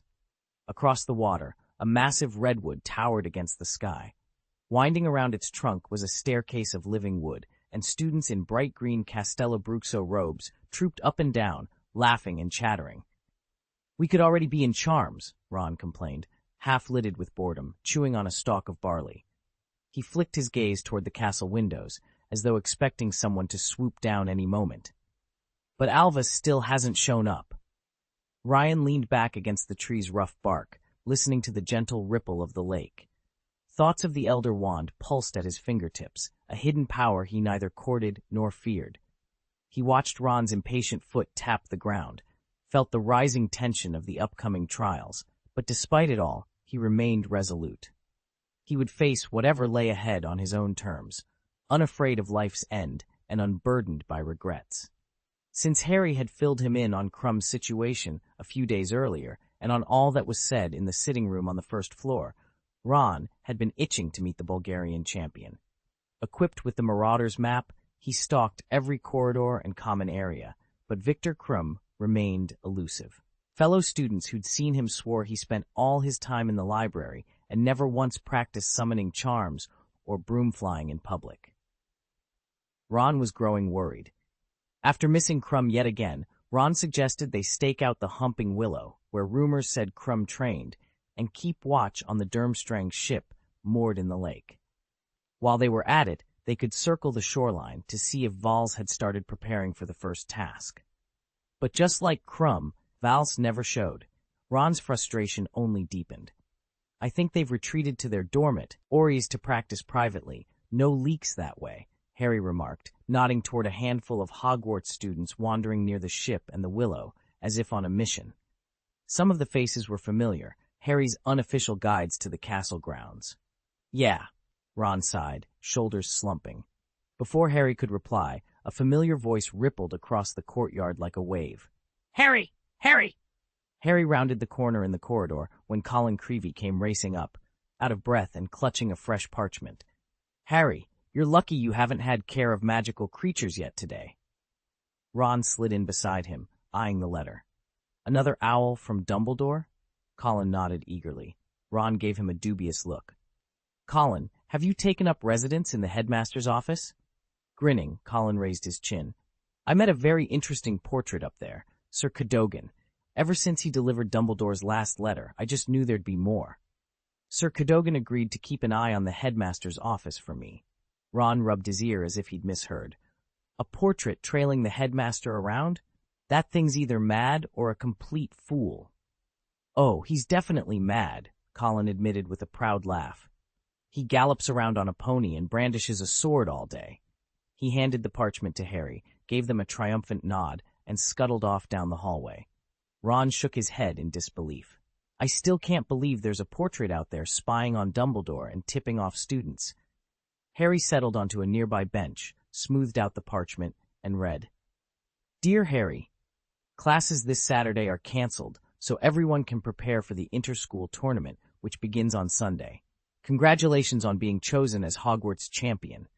Yours sincerely, Albus Dumbledore, Headmaster. Harry's heart skipped at the headmaster's words. A crisp parchment lay unfolded on the table. In Dumbledore's elegant script, it read, I will address your concerns about Krum. Yours faithfully, Albus Dumbledore. Ugh, Ron groaned, pushing his robes aside. How does he know everything? Harry folded the letter calmly and leaned back. He's the headmaster of Hogwarts. Nearly every portrait here whispers news to him. Besides, we all guessed he'd want to negotiate with Grindelwald in person. Nothing we didn't expect. Ron frowned. But this is a competition. What if Victor actually wins because of Dumbledore's interference? Harry waved a hand. Honestly, Ron, the Triwizard Cup isn't worth losing sleep over. It's a live event. People care more about the show than the trophy. Sure, there's a 1,000-galleon prize, but merchandising and publicity will earn far more in the long run. And frankly, I don't see Crumb as a real threat. At that moment, a deep, sonorous bell tolled through the castle corridors, its notes echoing from the stone walls. Harry rubbed his temples. I know I sounded jumpy just now. I guess I wanted some sense of involvement, to add something useful. After all, I'm no dueling champion. He glanced at his two friends, whose determined gazes reassured him. But you two are, he finished, offering a small, grateful smile. So I'll leave the real fighting to you. Ron sat up straighter, a faint blush creeping across his cheeks. All right, Harry, class is about to start. Harry waved him down, his eyes dancing. Hold on a second. Look over there. He pointed toward a cluster of Hufflepuff students strolling past the Quidditch pitch. Sure enough, Neville Longbottom was trailing right behind them. Guess which one Neville's got a crush on? Ron rolled his eyes but couldn't hide his grin. And why on earth am I supposed to do that? Because, Harry explained, this month ends on Halloween Eve. If you guess correctly, on November 1st, you get a long-promised present. They set off at a leisurely pace across the dew-coated grass toward Hagrid's hut. Ron's eyes gleamed with anticipation. Let me see, a brand new firebolt? Ravenclaw's lost diadem? Or, dare I say it, the deed to number 10 Row? See Road? You're too predictable, Harry chuckled. That's not what I've got in mind. He winked. But if you really want the house, I can arrange it, provided you're not worried about Ginny's reaction. Ron stopped in his tracks and stared at Harry. For once, he was speechless. Chapter 173, 616, The Right Way of Magic in This World, Dating and Falling in Love. Ryan fancied himself a model student. He never once skipped a class, even though he easily could have, simply because he believed in mastering every lesson. It wasn't to accompany Hermione, as some might have guessed. He was dedicated purely to his own pursuit of knowledge. Yet it was this very resolve that placed him in the perfect spot one morning to overhear Harry Potter and Ron Weasley in conversation. Although Ryan's curiosity stretched across every inch of Hogwarts, its hidden corridors, its forgotten archives, his mortal instincts still guided his attention. No amount of poring over dusty tomes in the library could match the immediacy of eavesdropping on real voices echoing through the castle walls. As he listened, his thoughts drifted to an age-old paradox raised by Plutarch in the 1st century A.D. If you replace each plank of Theseus's ship, one by one, until no original wood remains, is it still the same ship? The question had always intrigued him. After all, human bodies renew nearly every cell within 7 years, yet we remain ourselves. Each organ is in constant turnover, just as our minds are ever evolving. And what, he wondered, anchors a person's heart amid all that change? The same must be true of love, he realized, ever shifting, yet somehow enduring. Later, if Ryan ever revisits these records and overhears this conversation again, he might not think what he does now. In this moment, he simply feels puzzled. Harry's riddle to Ron, who does Neville like, mirrors one Ryan himself once posed. Who is the new heir to the Hogshead Inn? Ryan had promised a lavish reward to anyone who cracked it. At the time, both Kate and Penelope had been intrigued, yet neither has offered so much as a single guess. Penelope knows only that the heir is in Ryan's year. Kate adds that it must be a witch. All they'd need to do is consider the young witches in his class who have frequented Hogsmeade this year, those who've passed by, or even stepped inside the Hogshead. The answer practically leaps off the page, and yet they haven't lifted a finger. What makes it even stranger is that Harry's riddle and Ryan's share the same solution. The new heir of the Hogshead is, in fact, Hannah Abbott, chosen by its proprietor, Albusford. In the original timeline, Hannah's best friend Susan found herself in Voldemort's crosshairs the moment her aunt, Amelia Bones, former director of magical law enforcement turned minister of magic, was murdered. It was a tragedy that shattered any hope of the peaceful life they once dreamed of. Ironically, in this new reality, Susan enjoys the very opportunities Hannah lost, as though fate itself has given her a second chance. What truly set Hannah apart, however, and ultimately made her a target, was her stubborn resolve to become a pub owner. When war broke out and Susan drifted away, Hannah realized something painful but undeniable. Running a bar could offer warmth and refuge, but it would never turn the tide of a wizarding war. That revelation sparked a radical change in her ambitions. If she couldn't save the world with ale and firelight, perhaps she could help heal its people in another way, by becoming a therapist. After Voldemort's final defeat and the close of the Second Wizarding War, Hannah married Neville Longbottom and took over the Leaky Cauldron from her cousin Tom. She and Neville made their home in the rooms above the pub, and to Neville's students, their life behind that creaking bar seemed the height of cool. Yet Hannah never forgot the calling that war had shown her. She wanted to mend broken minds, not just fill empty mugs. In time, she stepped away from the tap and the hearth, trading her pub keys for the tools of her new trade, a healer of hearts and minds, determined to make a difference beyond the walls of any tavern. She chose to continue her education in order to become a therapist and even applied for the position of head nurse at Hogwarts. Yet, despite the many changes in this altered time, she hadn't lost Susan, and she still nurtured her dream of one day owning a bar. In this reality, Neville Longbottom recognized his feelings for Hannah very early on, and Hannah herself wasn't blind to his affection. Naturally, this drew her into Aberforth Dumbledore's orbit. But Ryan felt that these developments weren't nearly enough. Although Hannah carried the storied Bones bloodline, her temperament was eerily similar to Ronald Weasley's, a female Ron, if you will. She spent her school days drifting, slacking off in class, and relying on raw talent to scrape by with respectable grades. In time, she was even named a prefect, largely on the strength of her popularity and decent marks, a path that mirrored Ron's own, since more obviously deserving candidates had been passed over. Hannah's placement in Hufflepuff House owed much to the shock and mourning after Cedric Diggory's death, just as Ron's promotion to prefect had followed the same tragedy. In both cases, Dumbledore had quietly steered events, concerned that Harry and his friends needed extra support in those dark days. Aberforth wasn't about to hire a bar manager just because she happened to be a female version of Ron Weasley. The Hogshead needed someone far more formidable, a wizard with real power, not a casual student who scraped by with decent grades and a laid-back attitude. Ryan couldn't shake the thought, and when the answer hit him, he was stunned. In this altered timeline, Hannah's meteoric rise at Hogwarts wasn't simply a fluke of talent. From her very first year, she'd grasped Neville's shy, first-crush feelings, and more importantly, she'd understood what it meant for magic when your heart was involved. Could falling in love, even secretly, be the key to real magical strength? Was this the power of love Dumbledore had always raved about? Consider Severus Snape. He pined for Lily long before he ever donned his Hogwarts robes, and his skill matched the legendary Four Marauders blow for blow. James Potter, too, threw himself into mastering every spell and curse simply because Lily's affection drove him. And there's little doubt Sirius Black's own prowess sprang from the same source. Ryan sat back, his mind racing. If love really was the strongest magic of all, Aberforth might just have been searching for the right reason to give Hannah a chance. He could stay perfectly calm, even when surrounded by a swirl of Dementors. That summer, Dumbledore and Grindelwald finally went their separate ways, each launching into a brilliant new chapter of life. It almost felt scandalous, outrageous, really, that his mother would fling open her front door to such chaos. But Ryan had understood for some time that a wizard's true power lies not in the flick of a wand, but in the strength of mind and will. Emotional growth, falling in love, experiencing joy or heartbreak, that was spiritual maturity.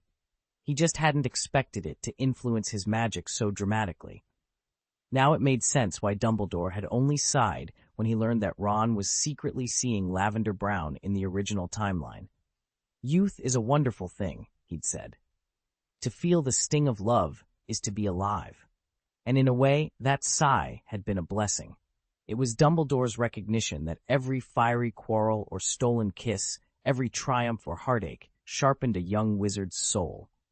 Ryan thought back to Snape and the Marauders, who'd spent their days tormenting each other with pranks and insults. Dumbledore never intervened. He saw two groups of motivated students pushing each other to their limits, another form of growth, another path to mastery. After all, love or rivalry alike teaches you how to channel your emotions, how to stand firm when everything's spinning out of control. Why would you want to stop that? As the pieces fell into place, Ryan's heart skipped. Could this be his secret to real magical advancement? He realized he had already begun walking the right path through his growing bond with Penelope. Falling in love hadn't just filled his days with warmth. It had ignited something deep inside him, a force more potent than any textbook charm. And that, he understood now, was just the beginning. Driven by unwavering determination, Ryan took on simultaneous training sessions with Kate, Fleur, Hermione, Luna, and even Nagini, one after the other. It's no wonder his magical skills advanced so rapidly. Even without the system, Ryan would still find his place in this world. His motivation alone is unstoppable. Chapter 617, A Political Task. Let's set Ryan aside for the moment, because I've made strides of my own, breakthroughs that go even further than where he's already planted himself by Luna and Hermione's side. In the Charms classroom, Ryan simply appeared between Katie and Penelope, faint wisps of magic swirling as he slipped into the circle of desks. Moments later, in the Beauxbatons carriage parked beside the Forbidden Forest, Fleur, who'd been reading a picture book to Gabriel, looked up in surprise when Ryan stepped through a silvery veil and wrapped her in an affectionate hug. Back at Smith's castle, Nagini coiled around a freshly manifested Ryan, her serpentine form rippling before she shifted seamlessly into human shape. All the while, the original Ryan lay motionless in a copper coffin within Smith's alchemy hut. But even in that inert state, he controlled these duplicates as extensions of his own will, marking the first steps on his astonishing path forward. Meanwhile, on Hogwarts grounds, Harry's Care of Magical Creatures class was getting underway. Hagrid promised a special surprise, and though a large canvas tarp still concealed today's lesson beneath its folds, Harry's heightened senses left him in no doubt. The soft rustle of movement, the warm, comforting scent, and a chorus of gentle yips and whimpers, like tiny wings beating softly, gave it away. Beneath that cloth lay a litter of eager, playful puppies. Harry watched Ron's face light up as Hagrid pulled back the cloth. Ron was practically drooling, his eyes darting over the wobbling little bodies like fangs spotting a bone. The more Harry studied those wriggling puppies, the more he wondered, could they be the offspring of Fang and that three-headed dog, Fluffy? It made a strange kind of sense. After all, why else would Hagrid have so many single-headed pups rolling around in his arms? Still, Harry didn't much care whose babies they were, so long as they weren't cats. He'd survived getting chased and bitten by Aunt Marge's ancient bulldog Lippy, so most dogs were fine in his book. Fang himself had been nothing but gentle with Harry. Cats, on the other hand, gave him the creeps. Mrs. Fig's motley crew of felines had made him jumpier than a Cornish pixie, and Filch's sleek Mrs. Norris prowled the corridors like a nightmarish sentinel. No surprise he'd steered clear of Gryffindor when the Sorting Hat dangled the idea of cunning as a cat. Ravenclaw felt much more his style. Now, with Hagrid's opening speech concluded, the puppies yipped and tumbled in an adorable heap, drawing delighted murmurs from the gathered students, especially the girls, whose cheeks flushed and eyes sparkled at the sight. Harry felt his own heart melt a little at their antics. Whatever their parentage, these little dogs were impossible to resist. Ryan hurried after Hermione and grinned. "Whoa, Hermione, are you sure you're not wearing makeup? I should call God and let him know an angel's gone missing." To his surprise, Hermione didn't blush. Instead, her eyes kept drifting back to the litter of puppies at Hagrid's feet. She replied distractedly, "No, I'm not." Ryan rolled his eyes. "You don't want one? Be careful, this little guy hates muggles. He's a natural-born racist." Hermione shook her head, still half watching the dogs. "You're kidding." Ryan turned toward Hagrid, who was looming nearby in his beetle-red Ford Anglia. "Professor Hagrid's about to introduce him properly." He glanced back at Hermione. "This is a Krupp, a magical crossbreed that looks a lot like a Jack Russell Terrier, but with a forked tail. Krupps are fiercely loyal to wizards but notoriously vicious to muggles. Hermione frowned. Seriously? And get this, Ryan added with a smirk, they'll eat almost anything. Harry raised an eyebrow. What do you mean, eat anything? He asked, sensing Hagrid's deliberate emphasis on those words. Hagrid chuckled and pointed at the ground. One Krupp had wandered out from the litter, wagging its forked tail.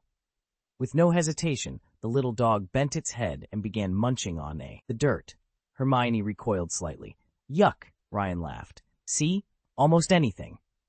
Gasps rippled through the gathered students. This time, it was genuine surprise. Longbottom, your dog will be all right, Hannah said, voice faltering as she sank against Neville. With wide, imploring eyes, she silently warded off an advancing Susan Bones. Neville, ever earnest and honest, thanks in part to his straightforward sword heart, didn't seem to notice the drama. He simply wrapped Hannah in a comforting hug. Don't worry, he told her. The professor said he'll recover. Nearby, Ryan paused mid-story. He'd been recounting to Hermione the tale of the lapdog's attack on unsuspecting muggles, his latest good guy anecdote. Now he found himself staring. Neville, with his heavy brows and round eyes, could lie just as theatrically as any Slytherin, but his tender embrace of Hannah felt as natural as Harry's protective arm around Ginny.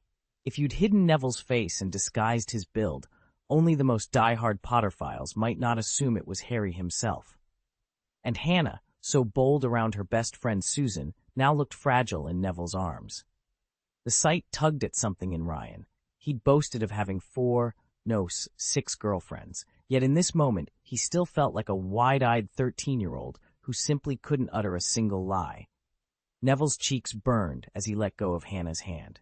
He'd been comforting her moments before, but when he caught Ron watching him, he couldn't help blushing, and now he'd raised his hand in mid-sigh. Clearing his throat, he called out, Professor, will this Krupp be all right? Hagrid crouched beside the small, wiry dog with its forked tail, giving Neville an amused look. Of course it'll be fine, Neville. What do you take me for? And why are you blushing? Come on, let me see.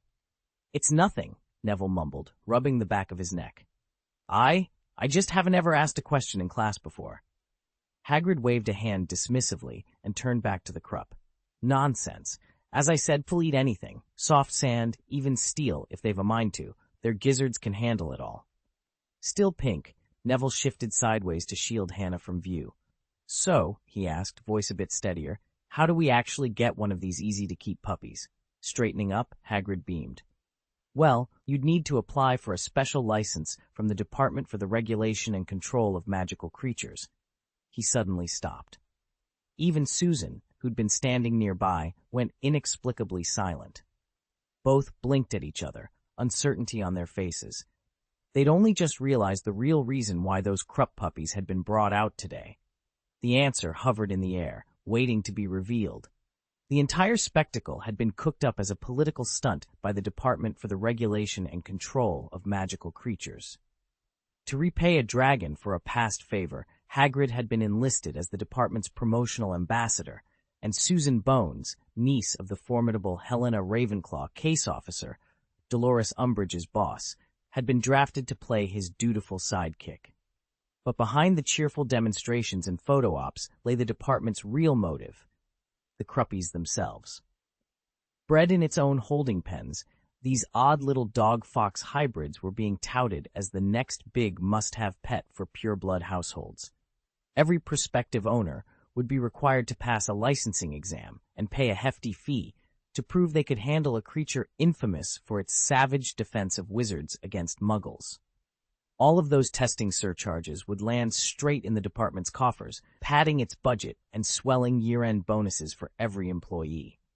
Of course, inviting wizards to take on a Krupp was no small favor. Their fierce hatred of muggles made them a point of pride among old-school pureblood families, but a nightmare for anyone living in a mixed neighborhood. By law, breeders were compelled to remove one of each pup's tails with a painless severing charm when the animal reached 6 to 8 weeks old, lest curious muggles take notice of an extra-tailed canine scuttling about. And after the tail snipping came the licensing test itself. Fail that exam, and buyers forfeited their entire purchase price, no refunds. So while the promotional pamphlets painted a rosy picture of charming, mischievous cruppies, the fine print told a very different story, one of regulatory hoops, non-refundable fees, and a creature almost too wild to tame. Yet Hagrid and Susan, ever good soldiers for the department, carried on with bright smiles and boundless enthusiasm, convinced that a few howls and scuffles were a small price to pay for progress, and for a bit of extra gold in everyone's pockets. A license can only be granted once the authorities are satisfied that this breed can be safely managed in Muggle-populated areas.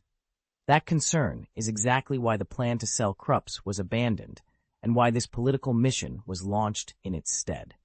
Chapter 175, Harry Crabs and the Magical Zoo. Ernie rattled off the warning before anyone else could speak. The Department for the Regulation and Control of Magical Creatures? That's the outfit behind the Slytherin Hounds. They only bond with wizards, and they're infamous for savaging muggles. With jaws that can bite through iron down to the bone, these beasts are nothing short of lethal. If you don't live in a purely wizarding village like Hogsmeade, or on a secured estate, never ever try to keep one as a pet. He shook his head. It's a total racket.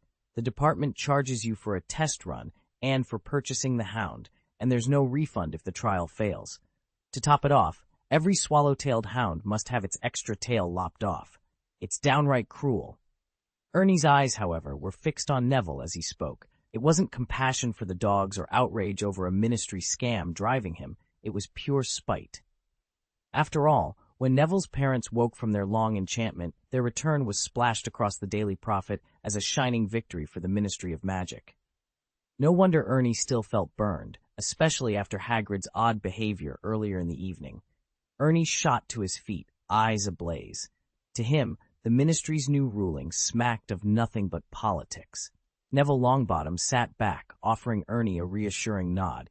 He secretly approved of standing up for what you believed in. Hermione leaned across the table and murmured to Ryan, "Does Ernie like Hannah, too?" Ryan pressed his lips together. "Obviously. But don't expect things to go anywhere. Ernie's head is way too full of grand ideas." He glanced at Hagrid's portrait on the wall. "Take Hagrid, for example." Ernie opened his mouth to retort, but Ryan went on, voice cool. "By the way, Ernie, the creature's called a swallowtail dog. It's not the Hogwarts hound. Leave the school's name out of it." He raised an eyebrow in warning. Ernie's face flushed, but before he could splutter, Ryan leaned forward and explained the changes. "Here's the scoop. The Department for the Regulation and Control of Magical Creatures is now working hand in glove with the Muggle Liaison Office. From now on, swallowtail dogs will be registered with both wizarding and Muggle authorities. They claim it's all in the name of science.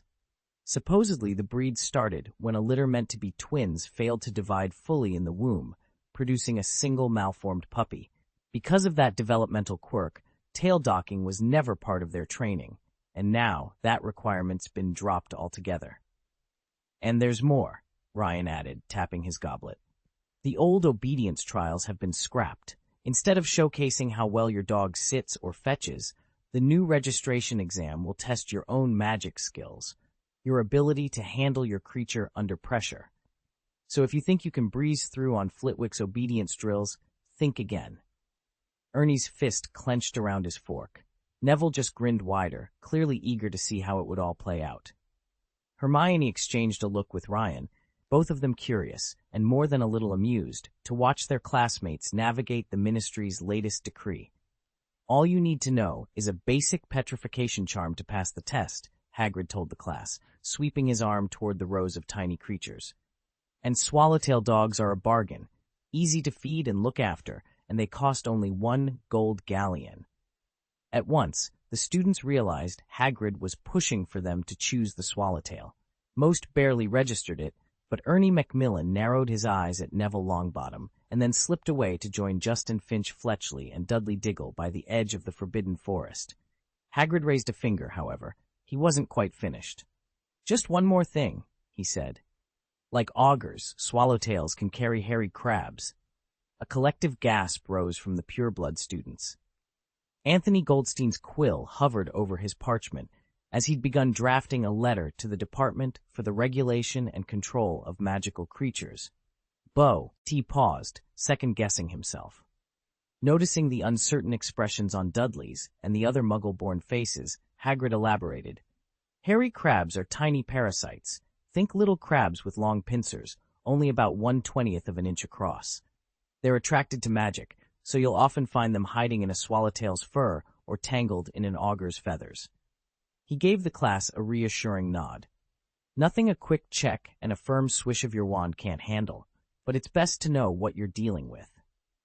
They devour magical items, wands, cauldrons, gnawing through wand cores, or siphoning off every last drop of potion.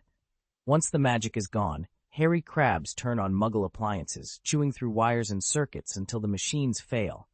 That's why unruly electronics seem to break down for no reason. But why do they hunt magic itself, rather than go after wizards or other magical beasts? Lisa asked. He leaned back and folded his arms. Because creatures like seerhounds and swallow-tailed dogs possess a steady, innate magic, a constant aura that doesn't disturb the surrounding magical field. In contrast, when a fire crab breathes flame or a hippogriff takes flight, it generates raw active magic, just like casting a spell, and that causes the magical field to fluctuate. A hairy crab that hasn't first feasted on a hefty supply of magic can't survive those violent ripples, so it seeks out magic items to consume before anything else. Susan was quick to respond. Those hairy crabs that bloat after ingesting magical substances should be reported at once to the Pest Advisory Office of the Department for the Regulation and Control of Magical Creatures. Ernie blinked in surprise. Susan, I thought. He hesitated. I mean, thank you. Hagrid gave him a gentle nod. Right, Ernie. Let's stick to the point. Fortunately, these swollen hairy crabs can be treated with readily available potions and chemicals. Just deworm them before bringing home a swallowtail dog, and you'll have no trouble. And rest assured, the department itself breeds swallowtail dogs and has its pest experts handle any parasites before the pups ever reach a new owner. As soon as the hour ended, Hagrid found himself swamped by eager students clamoring to place orders for swallowtail dogs. Amid the crowd, Ryan caught Hermione's eye. Both were practically glowing with excitement. Ryan, ever the bold one, turned to her and said, How about we pop over to Diagon Alley right now? Before Hermione could answer, he seized her hand.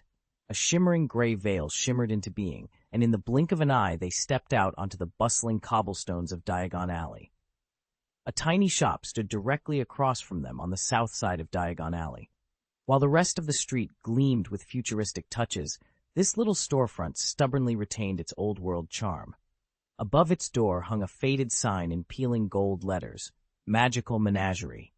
Hermione hesitated, then managed, Who are you? Her cheeks flushed with excitement at the thought of finally leaving Hogwarts. Ryan shrugged. Hermione, instead of choosing some ridiculous bigoted dog, why not look for a pet that really suits you? He pushed open the door and led the way inside. It was just as narrow within as it appeared from outside. No expanding charms at work here. Cages lined every inch of wall space, each one containing a strange little creature. The air was thick with a pungent mix of moss and fur, and the shop rang with chirps, screeches, and rustling noises.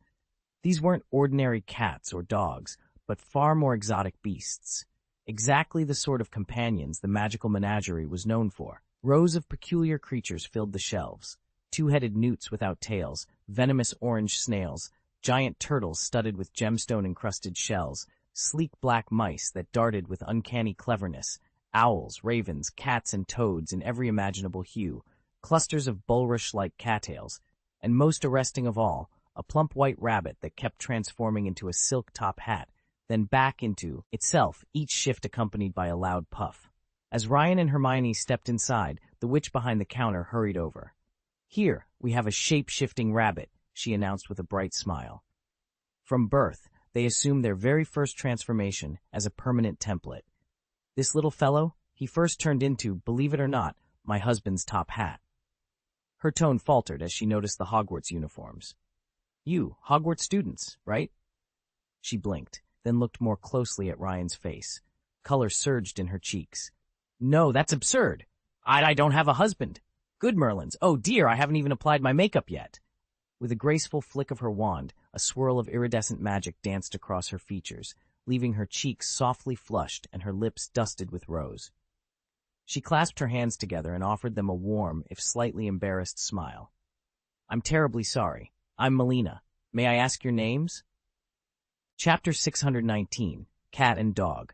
Hermione knelt by the window and gently lifted Crookshanks into her arms. His thick ginger-yellow coat glowed in the afternoon light, so remarkably like her own brilliant hair that she couldn't help but smile. "His fur is so beautiful, don't you think?" she asked, stroking his soft mane. Ryan leaned against the sill, watching them with an amused expression. "I suppose, Hermione, some things really do just find their match," he teased. "You and Crookshanks both have that bright, golden look." Oblivious to the cat's unusual size, his sturdy legs, broad, flattened face, she cuddled him closer. Crookshanks, sensing her warmth and sincerity, began to purr and drifted into a contented snooze. Across the room, Melina blinked as the last of Ryan's counter-charm unraveled her confusion. She rubbed her temples and exclaimed, "How is he so calm around you? A stray cat would have bolted the moment anyone tried to pick him up." Hermione exchanged a knowing glance with Ryan before replying, "He isn't entirely ordinary. I'm almost certain he has Kneasel blood in him."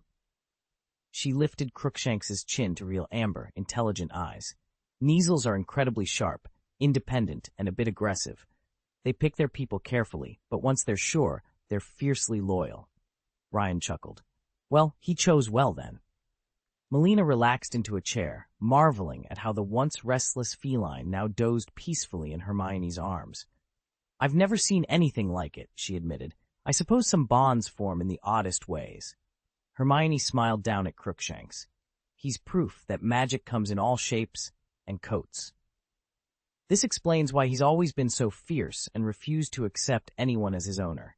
When he first appeared just now, he actually mistook Hermione's fuzzy head for another cat. But the moment he realized Hermione wasn't put off, in fact she seemed to like him, he decided she would make the perfect master." Hermione looked thoughtful. "All right, I see your point, but you said my hair isn't that remarkable, so how do you explain Crookshanks's behavior?" She nodded toward the familiar ginger cat. At Ryan's outstretched hand, Crookshanks, usually a cantankerous fellow, rolled onto his back and bared his plump belly.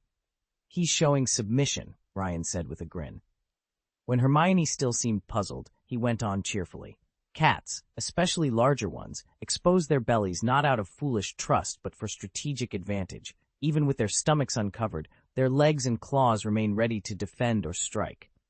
A truly vulnerable cat would curl up with its claws tucked in. By contrast, exposing the belly lets them test whether you're safe before fully dropping their guard." Hermione nodded, steepling her fingers. "That makes sense. But remember, Crookshanks isn't an ordinary cat. He's half Kneasel."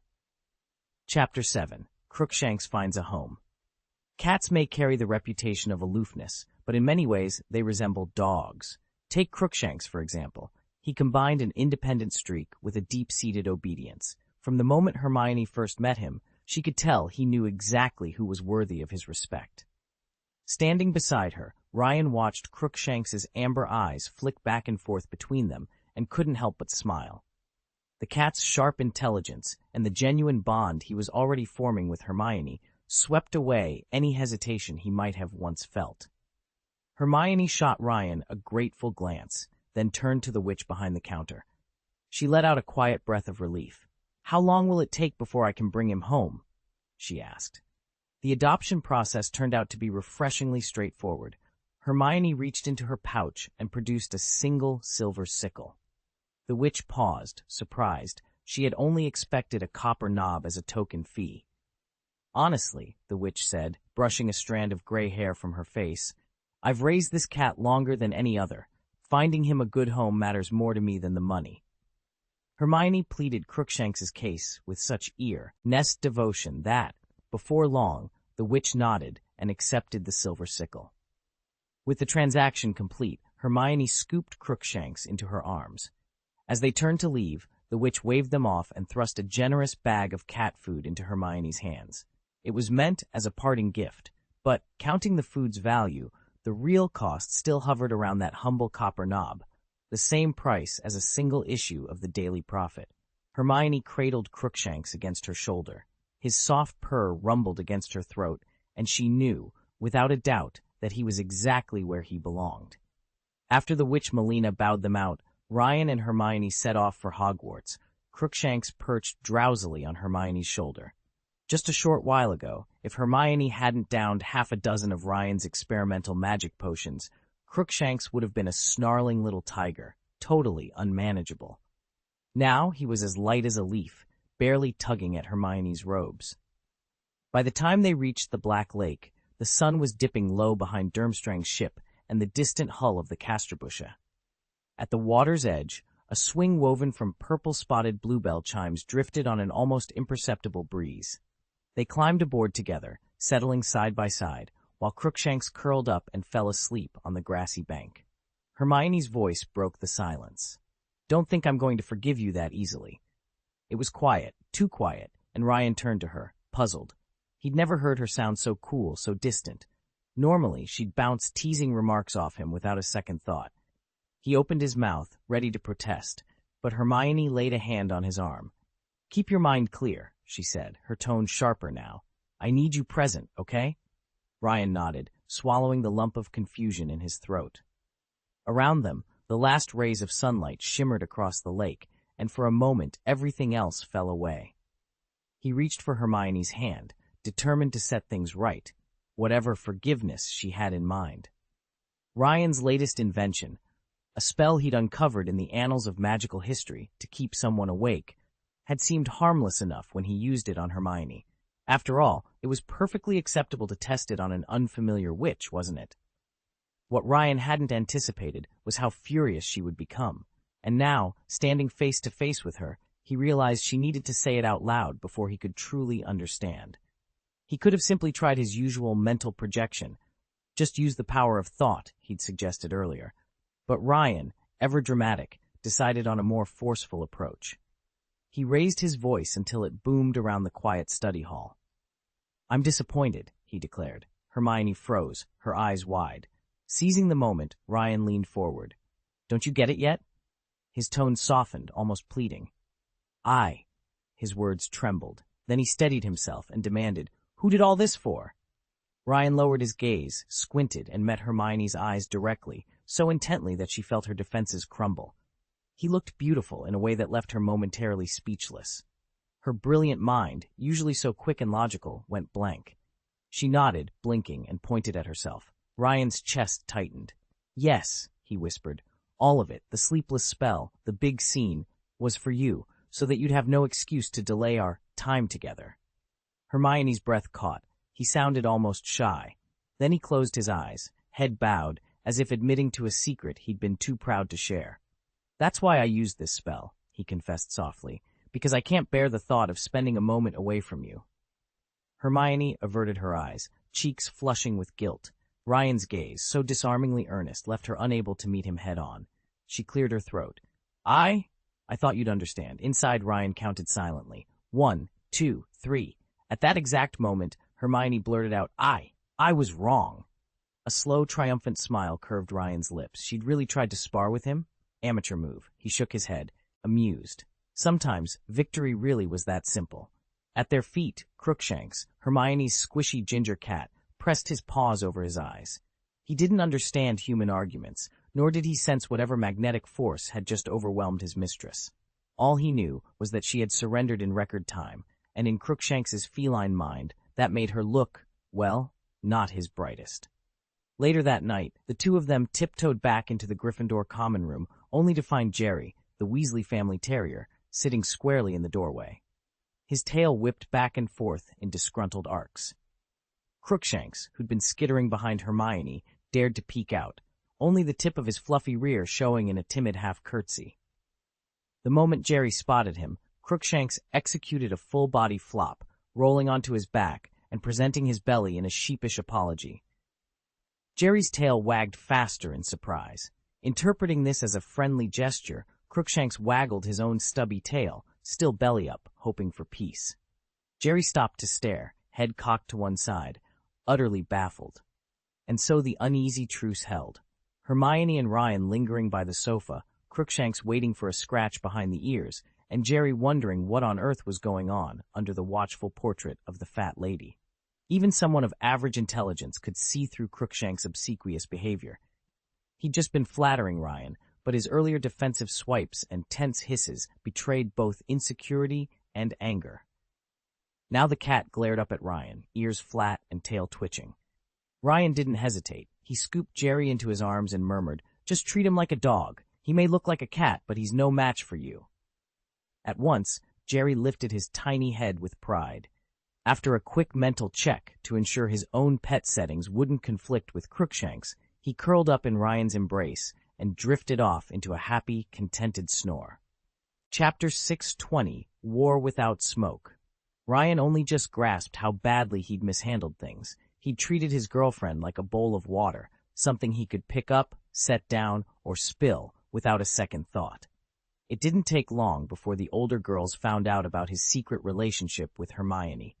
First, it was Luna, who, being the only one who could openly be seen with Ryan, at least in front of Harry and the others, quietly spread the word. Next came Katie Bell, ever the well-informed gossip, and then Penelope Clearwater. Even Fleur Delacour soon learned the truth. If Nagini had remained blissfully unaware, Ryan might have felt less trapped. At least he'd have one ally. Instead, every one of these girls turned her back on him. Luna barely spoke to him. When he tried to approach, the most he got was a reluctant handshake. Katie and Penelope refused his attempts at friendship outright, flat out rejecting any awkward overtures. Fleur wasn't as openly hostile, but she hadn't offered him a genuine smile in weeks. Their collective coldness cut off every avenue Ryan had hoped would lead back to Hermione. After all, you can't forge 3 feet of ice in a day, or thaw it in one either. Luna and Hermione had both noticed him loitering at the edges of their usual hangouts. Katie and Penelope, who at first had been the ones to suggest, "Lane, don't bother greeting us at school.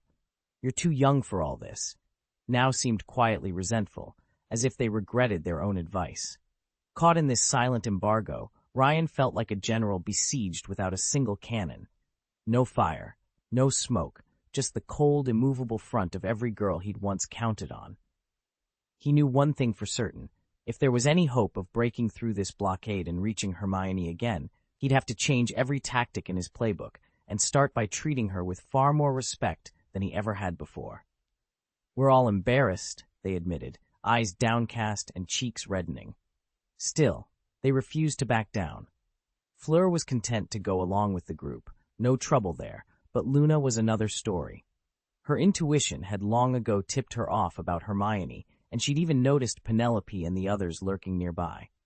With the Final Four fast approaching, Ryan woke up on Sunday morning in a foul mood.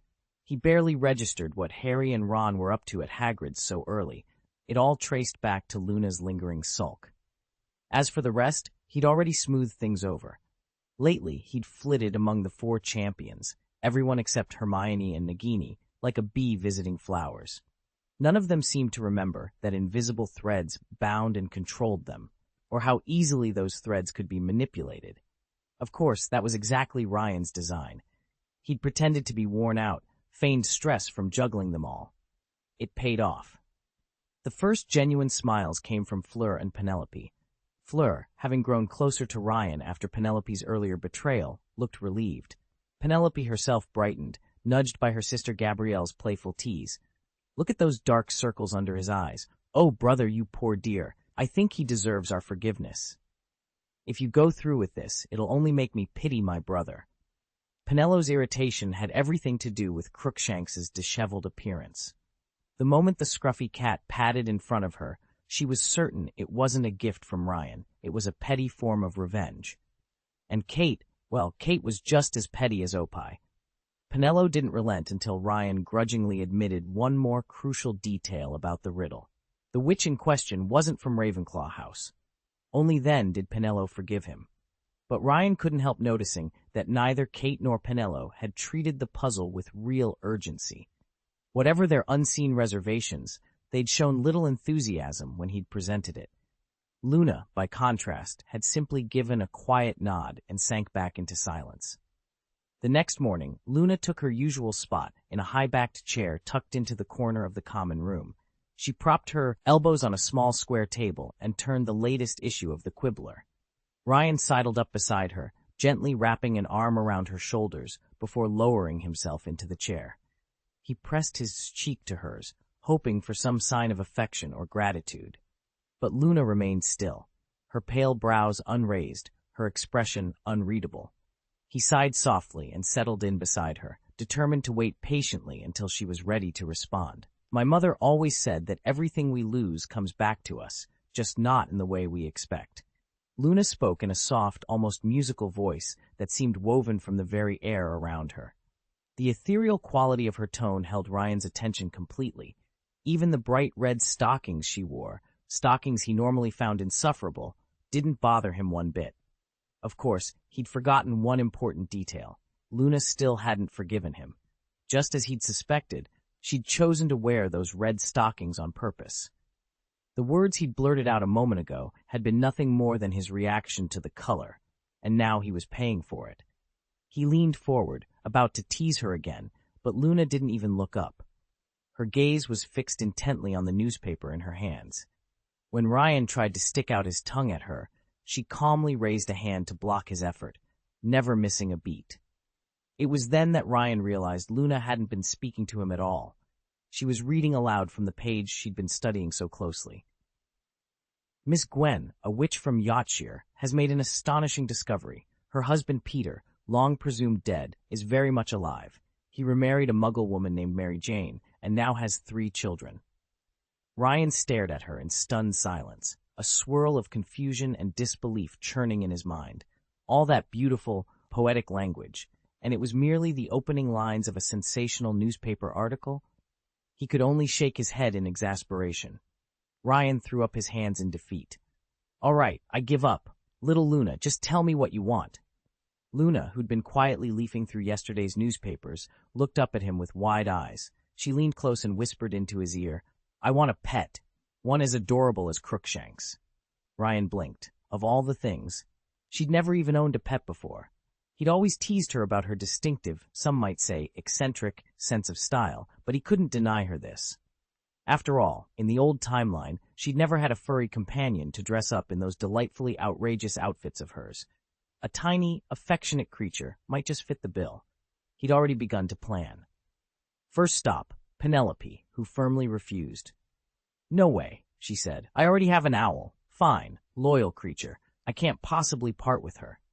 Then came Jerry the rat, Dr. Hamster Wheel, her prized hamster, even Nagini the snake. None were available. Finally, he approached Kate, but she clutched her teddy bear and shook her head vehemently. "I'm still a kid," she protested. "I don't want to look after any pets besides you, Ryan." Ryan sighed as he trudged back to Luna, who was grinning triumphantly. "Well?" she asked, arms folded. "So, where's my new pet?" He managed a crooked smile. "Just you wait," he promised. "I'll find you something perfect." Luna's eyes sparkled. "You'd better," she teased, "because if you don't," she tapped him on the nose, "you're a real bastard." Ryan laughed and ruffled her hair. "Consider it done, Mrs. Malfoy." With that, he set off to make good on his word, and to secure the cutest, cuddliest companion he could find for his newly ordained pet lover. Fleur pulled Gabrielle close, shook her head, and gave her a half-exasperated, half-amused smile. "Honestly, Gabby, you're driving me nuts. We don't need another pet." With that settled, only Luna remained, but by then Ryan had already abandoned his plan. If Luna had only spoken up sooner, they might have smoothed things over long ago. Just then, Melina, the Magic Zoo's face on every poster, spotted Ryan again. Only this time, instead of the girlfriend she expected, he was cradling a small, fluffy white creature. Melina's lips curved into a scornful smile, ready to call him out for replacing Luna, until Ryan cleared his throat awkwardly. Her expression flickered, then snapped back into practiced politeness. "Welcome to the Magic Zoo," she greeted, voice bright. "We offer the widest variety of magical companions you'll find anywhere, each one with its own unique talents." She caught Luna's eye and leaned forward. "Take a look at this little one, a catkin we just acquired 2 days ago. Notice the delicate spots on its soft coat, the oversized ears, even that plume-tipped tail? Absolutely charming, right? And don't worry about permits. We're fully licensed by the Department for the Regulation and Control of Magical Creatures, so we can handle all the paperwork for you." "You just need to get it out of here," the dealer said, motioning toward the small cage. Leave the rest to us. Luna met Ryan's eyes, her expression calm but determined. I'll take it, she announced. Ryan blinked. He could almost swear she'd said something else entirely. Something like, Ryan, I want a pet that puts Hermione's Crookshanks to shame. Since Crookshanks is half Kneasel, I demand a pureblood one. But Luna only smiled and turned back to the dealer, as if she'd made herself perfectly clear. Chapter 178, Chapter 621. Draco Malfoy Gets Permission. England's weather has a reputation for unpredictability, gray skies overhead and sudden downpours at the drop of a hat. Today was no exception. Luna and Ryan had set off to visit the Magic Zoo pet shop, while Harry, Ron, and Draco made their way toward Hagrid's hut at the edge of the Forbidden Forest. Before they'd gone halfway, a torrential rainstorm broke out, drenching the trio in seconds. The path to Hagrid's is a steep, slippery slope, and the grass underfoot was sodden, turning the soil into a slick mud. Ron and Draco struggled to keep their balance and felt their pace slow to a crawl. Harry, on the other hand, should have been unflappable. After all, his recent transformation had left him with a body fortified by silver potion-enriched blood, and he'd honed an almost supernatural stride. Ryan had even dubbed it the lift, a light, bounding gait Harry had perfected during the hundreds of dreamlike training sessions with a vampire Snape, a headless knight bus conductor who fancied himself Sirius Black, and a surprisingly nimble troll Dumbledore, each set in ever more challenging environments. But even Harry couldn't turn back the rain. He tightened his cloak, squared his shoulders, and led the way down the slippery hill toward Hagrid's hut, determined to reach shelter before the storm got any worse. They struggled on, each step alternately sinking deep then shallow, just as the others did, no magic to help them through the bog. For 100 meters, the mud and water clung at their boots. Then abruptly, everything changed. An invisible dome blossomed around Hagrid's cabin, like an upturned iron pot hanging in the air. You only noticed it because rainwater ran down its curved rim. Instantly, the treacherous suction-like pull of the bog vanished. Underfoot, they felt firm, dry cobblestones with plenty of traction. "It's Hagrid!" Harry exclaimed. The cabin door stood wide open, and Hagrid's enormous silhouette filled the threshold.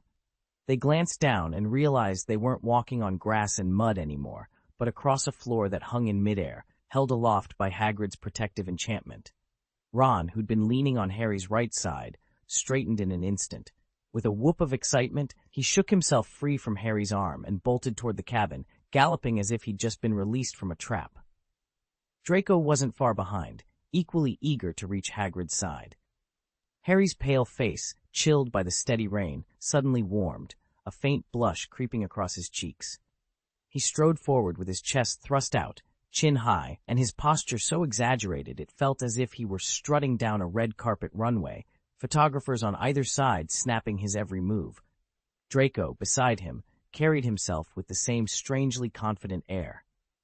Before Harry could register their odd behavior, Hagrid's booming voice rang out. "Harry, you're here!" Harry looked up, but saw only Hagrid standing at the door of his hut, cradling the enormous, three-armed flame creature, Hephaestus, in his massive hands. Both the groundskeeper and the fiery beast waved eagerly. At the call, Ron broke into a sprint, Draco quickened to a jog, and Harry followed suit, hurrying the last few yards. As they neared the little wooden house, a soothing wave of warmth and dryness washed over them. Rain-soaked robes dried in an instant, and damp, oil-scented hair fluffed back into its pre-downpour freshness. Hephaestus extended one of his blazing hands, each finger a flickering tongue of fire, and gently swept it over their shoulders. The heat was comforting, not scorching, and moments later, Harry, Ron, and Draco crossed the threshold into Hagrid's cozy hut, each of them revived and smiling. The glowing shield overhead wavered and vanished, letting the last of the rain trickle down the arch and splatter across the stone floor. With a soft hiss, the massive door slid shut behind them, and 3 benches materialized, hovering like silent racing cars, before gently settling behind each of the 3 young wizards. "Please, have a seat," came a disembodied voice. Harry, Ron, and Draco lowered themselves onto the benches just as a table rose from the floor in the center of the room, positioning itself neatly before them. In an instant, invisible hands set steaming teacups at their elbows. plates piled high with thick rock cakes, crusty scones by any other name, and crisp golden fried sausages followed. Harry and Ron exchanged wary looks, and after a moment's hesitation, nibbled at the sausages, keeping a cautious distance from the hefty rock cakes. Draco, who'd never encountered rock cakes before, tossed his dark hair back and plunged his knife confidently into one. Snap. The knife stuck fast. Draco yanked and twisted, veins bulging at his temples, but the blade remained locked in place. "Merlin's beard!" he groaned, tugging harder as Harry and Ron watched with wide eyes. "What's this, Hagrid?" Draco Malfoy asked, leaning over to inspect the odd pastry in the care of Magical Creature's hut. Hagrid beamed, running a hand through his wild beard. "Rock cake, nice and chewy, with a beef filling spiced up with black pepper and onions. My friend Lion popped by the other day, and I ended up making far more than I could eat myself." Draco set down the dagger he'd been idly twirling. "Do you know a Ryan Smith?" he asked, his interest piqued. "He's Harry's roommate, right? Strange that none of you ever talk about him." Harry and Ron exchanged amused glances. They assumed Draco's questions sprang from their first-year journey on the Hogwarts Express, namely, the moment Ryan's magic sent Draco sprawling from the carriage. What they didn't know was that Draco had no recollection of Ryan at all. He couldn't even picture his face. From across the clearing, Ryan, who had been studying catkins with Luna Lovegood, looked up at his name. He offered Draco a subtle, almost knowing smile. In that instant, Draco felt a jolt of recognition. Scenes from the train, the sudden blast of magic, Ryan's composed expression, the crackling of the rails, it all rushed back. Yet instead of confusion or fear, Draco felt oddly calm. It wasn't that he was surprised to remember, it was as if he'd never really forgotten in the first place. And whatever had compelled Ryan to block his path on that fateful journey had been driven by a single compelling reason. Draco straightened, determination flickering in his steel-gray eyes. He knew it was time to get to the bottom of this mystery, before the truth slipped away again. In the realm of the divine, attention itself is a form of magic. Though Ryan is technically only a demigod, he commands two extraordinary powers, the Kingdom of Heaven and the Moon Phantom, each capable of bending reality as completely as Dio's post-ascension world in JoJo's Bizarre Adventure. When his focus lands on someone, it carries godlike weight. Those he holds dear receive silent blessings that brighten their fortunes and steady their hearts, while those he loathes find themselves dogged by misfortune and melancholy. Draco Malfoy, in Ryan's eyes, represents the original Draco from the old timeline, an enduring target of his disdain. Ryan harbors no conscious desire to curse him, and the energy drained by merely thinking ill of Draco is infinitesimal, replenishing itself at once.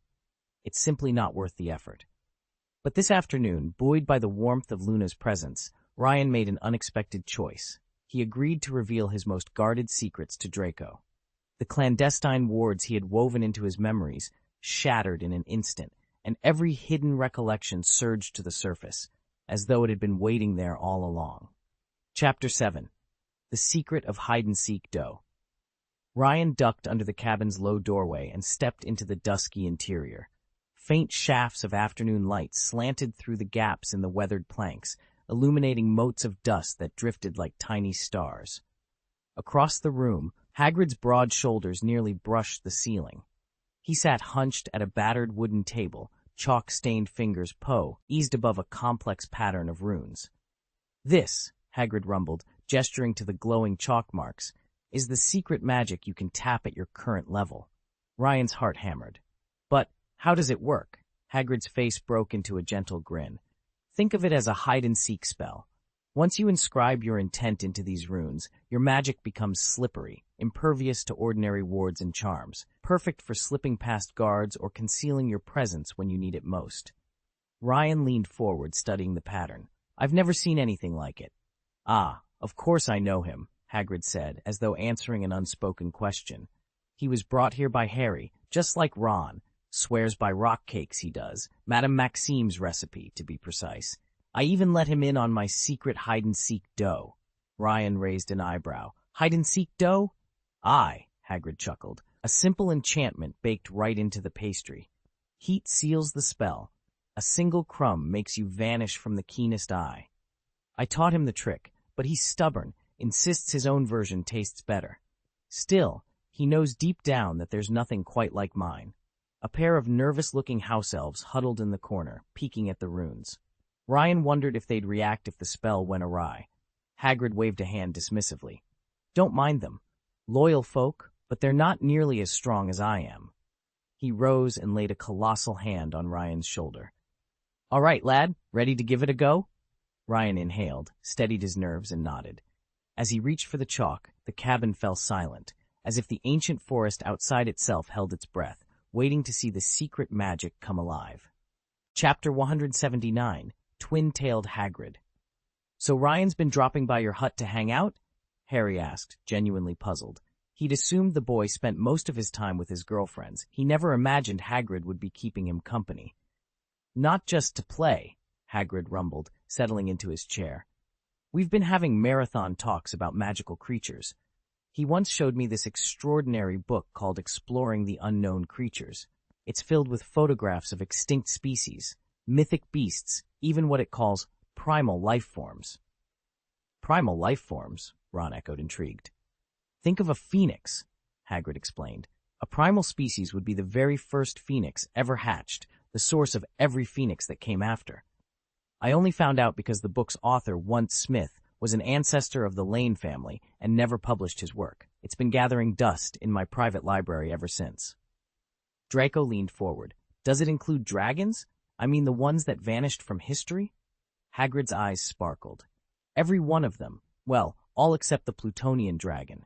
That creature's too famous to be truly lost. With the right charm, you could still summon it today. Harry's eyebrows shot up. Seriously, I had no idea. Hagrid nodded.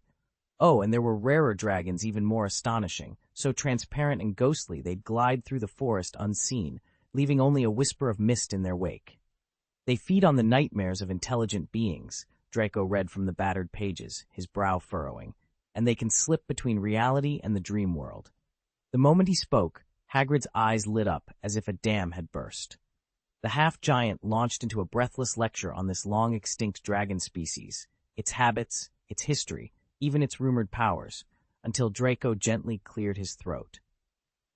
Hagrid, what book is this? Hagrid set down his teacup with a thoughtful smack of his lips. Well, that's the unfortunate bit. I don't actually own it. I borrowed it from Hogwarts library to take a peek. It's called Ancient Greece, Things You Don't Know. A real treasure trove of short stories, most of which mention the kingdom of monsters, a hidden realm filled with the most splendid magical creatures you could imagine. One entry is a travelogue written by a bloke named William Smith. Turns out he was an ancestor of mine. He claims to have traveled through what we now call the Forbidden Forest, back before Hogwarts was ever built. Back then, that place was the heart of the monster kingdom. And he even describes a creature born of storm and stone, a stone Hagrid, if you can believe it. Supposedly another Hagrid in the family line. Harry, who'd been listening from nearby, snorted. Beautiful, you say? When Hagrid calls something beautiful, you can bet on one thing, it's downright dangerous. When Hagrid mentioned ancient Greece, Harry and the others all perked up, especially Draco. I've heard that the name Hagrid actually dates back to antiquity, Hagrid was saying as they ambled along the castle corridor. Apparently, the family tree stretches unbroken all the way to classical times. Draco's eyes glittered. That's quite a legacy, he breathed. Your ancestors must have been remarkable. Hagrid gave a modest grunt. I suppose so. But it's odd. Those old records are spotty. We know they lived near what would become the Forbidden Forest, but beyond that, details are scarce. Ron, ever curious about Hogwarts lore, tugged at Hagrid's sleeve. Wait, didn't you say the castle originally belonged to Salazar Slytherin? Before Hogwarts existed, wasn't the forest Hagrid family land? Are you two feuding then? Hagrid shook his head. No, nothing like that. The forest was part of our holdings, true enough, but the Hagrid-Slytherin relationship never soured over it. I forgot for a minute, but there's a brief mention in an old tome about the decline of the so-called Monster Kingdom. It describes some kind of clash, Hagrid's against certain magical beasts. The book suggests predatory conflicts drove my ancestors out F the woods, but there's no hint Salazar Slytherin had any hand in it. A shame, Ron said, sounding a little let down. I was hoping for some grand rivalry, Harry chuckled. Actually, Hagrid, weren't you the one who asked me to join you here?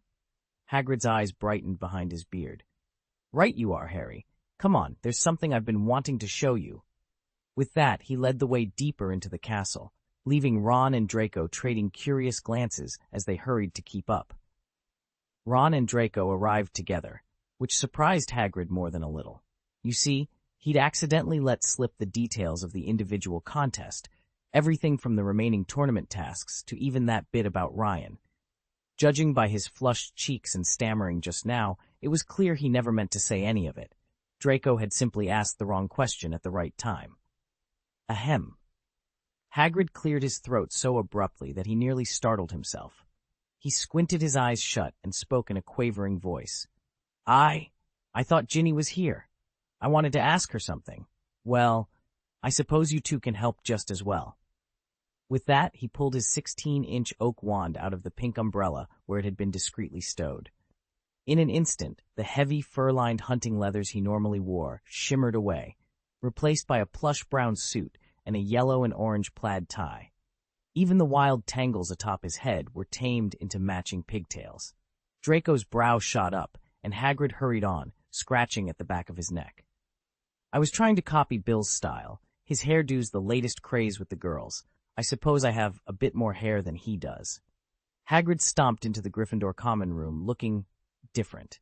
His tangled beard was neatly trimmed, his shaggy hair slicked back, and he wore a surprisingly well-fitted suit instead of his usual bear-hide coat. Harry, Ron, and Draco gaped. Draco was the first to recover. He pushed off from the hearth and said with a smirk, Hagrid, no offense, but that hairstyle doesn't suit you. Harry's whole thing is that messy hair. It's part of his charm. Girls love it. You doing this for Madame Maxime? She already fancies you just the way you are. And if you ask me, Harry and I could pull off a look like this too. Harry bristled. What's that supposed to mean, Malfoy? Ron shot to his feet. Hey, don't forget about me. Lavender's been chasing me silly. Maybe I need a makeover too. But neither Harry nor Draco paid Ron much mind. Hagrid simply chuckled, reached into his coat pocket for his wand, and gave it a little tap. In an instant, his neatly combed hair went wild again. His beard grew back into its familiar bristly mass, and the suit melted away to reveal his coarse, bear-hide coat. He ran a massive hand through his retangled hair and smiled. I appreciate the thought, lads, he rumbled. But I reckon Madame Maxime deserves the best of me. I've seen how elegant wizards like Professor Lupin carry themselves. That's partly why Tonks fell for him. And Sirius Black? He was a real heartthrob back in his Hogwarts days. Figured I'd try their style for a night. Draco lifted an eyebrow. You're forgetting Professor Dumbledore. He wears robes all the time, and nobody bats an eye. Hagrid laughed, the sound warm and rolling. Fair point, Draco, but every now and then, even an old half-giant needs a change. Harry clapped him on the back. We think you're perfect just the way you are, Hagrid. No suit necessary. With that, the three friends drifted off to their respective common rooms, leaving Hagrid's laughter to echo down the corridor, a reminder that being yourself beats any fancy wardrobe. Ron leaned back in his chair, eyeing the empty space where Professor Dumbledore usually appeared. You know, he said, I actually like his choice of color. That deep purple is oddly fitting, and the stars and crescent moons embroidered on his robes give him a real air of mystery. Hagrid blinked at him, clearly uneasy. Mystery's one thing, he mumbled, voice trembling. But Albus, he's just a wizard. He's Grindelwald, I tell you, Ron snorted. Come off it, Hagrid. Dumbledore's robes have more effect on the ladies than any bezoar. Take Madame Pomfrey, she's always singing his praises. And Professor McGonagall, well, have you seen her around Christmas? She practically swoons whenever he's in the room. Don't give me that look, it's true. Mum told me herself. Pomfrey can't stop fussing over his new earmuffs, and McGonagall, well, I'll leave you to draw your own conclusions. Draco Malfoy, leaning against the opposite wall with an amused half-smile, cleared his throat. I think you've got your facts a bit scrambled, he said coolly. He brushed a hand across his chin, recalling with a smirk the night Hagrid had stumbled into the staff common room, drunk and planted an enthusiastic kiss on Professor McGonagall. The professor had only giggled and turned scarlet, not exactly a furious reprimand. Ron's jaw dropped. That happened? Draco nodded. Indeed, and I dare say it tells you more about Hagrid than it does about Dumbledore. Chapter 623, Dream Wedding. The great hall buzzed with laughter and warmth, every corner alive with celebration. Streamers of silver and sapphire caught the torchlight, and the air smelled faintly of sweetmeats and blooming roses. Harry Potter leaned against a pillar, watching Hagrid fuss over the arrangements. With a grin, he called out, "Why not ask Ryan for his opinion? He's juggling 2 girlfriends at the moment. He'll have far better advice than a bunch of honest blokes like us." Draco Malfoy and Ron Weasley both nodded, their smiles broadening at the thought. Little did they know how honest Harry truly was. In recent months, he'd found himself entangled with Ravenclaw's notorious Millennium Ghost, shared a night with his own teammate Chu Chang, and come dangerously close to falling for the young Bella Cooper. "Ryan?" Hagrid echoed, whisking a hand over his tangled beard. His eyes widened. "He's got 2 girlfriends? Aside from Hermione?" He plucked at a stray hair, muttering under his breath, "This must run in the family, just like George Weasley back in my day. I never pegged him for a saint, marrying that Lucia beauty from Ravenclaw." Draco's ears twitched at the invitation of that name. Lucia Smith, mother of Lane Smith, had once been the toast of Ravenclaw, celebrated for her wit and charm. Now, in the flickering torchlight of this joyous evening, memories of old romances and new entanglements seemed to swirl together like the confetti drifting through the air. Above them, a soft tune on the harp signaled the next dance. Harry gave Hagrid a playful nudge. "See, better to get all the counsel we can, especially from the experts." Hagrid chuckled and wiped his massive hands on his coat. "Right you are, Harry. Let's go find Ryan, and maybe he can teach us a trick or two about, well, attention from the ladies." As they set off through the crowd, the hall rang with music and merriment. In that moment, it felt as though every heart there shared in the promise of something magical, something dreamed long ago, now coming true beneath the enchanted ceiling of Hogwarts' grandest hall. Hagrid's small black eyes gleamed with an unguarded honesty. "Besides," he rumbled, "I'm as honest as they come." All those years spent patrolling the Forbidden Forest and shooting 300 arrows a day had taught him restraint.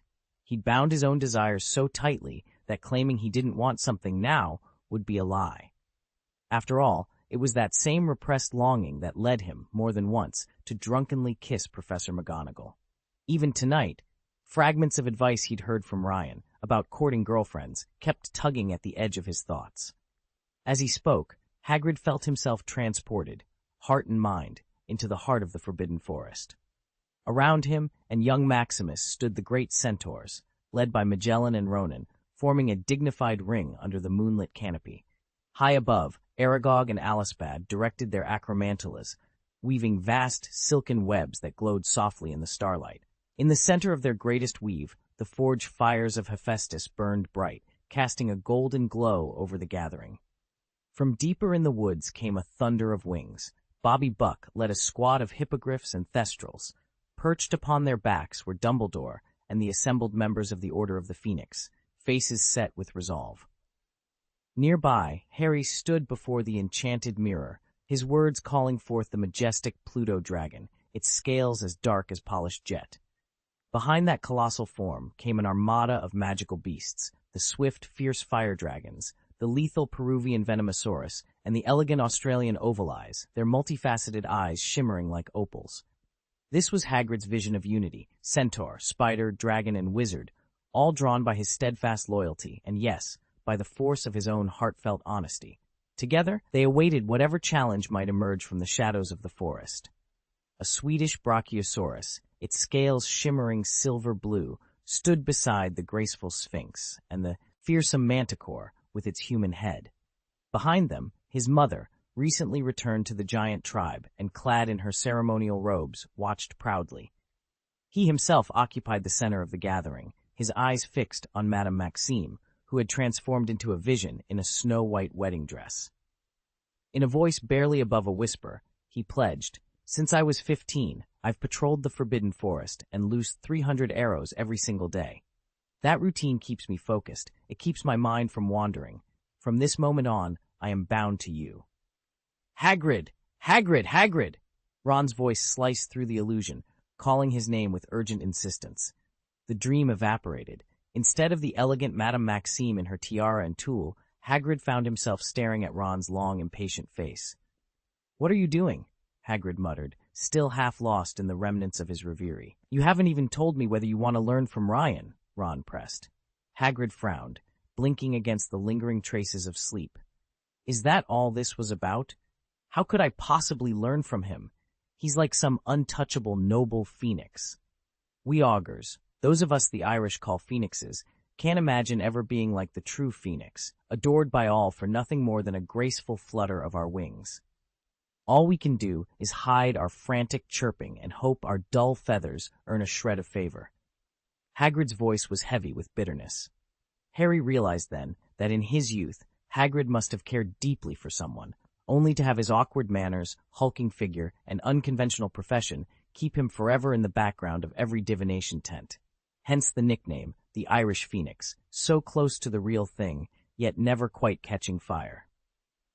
Harry stepped forward. "That's all changed now. You have Madame Maxime. You've moved on from being a simple augur.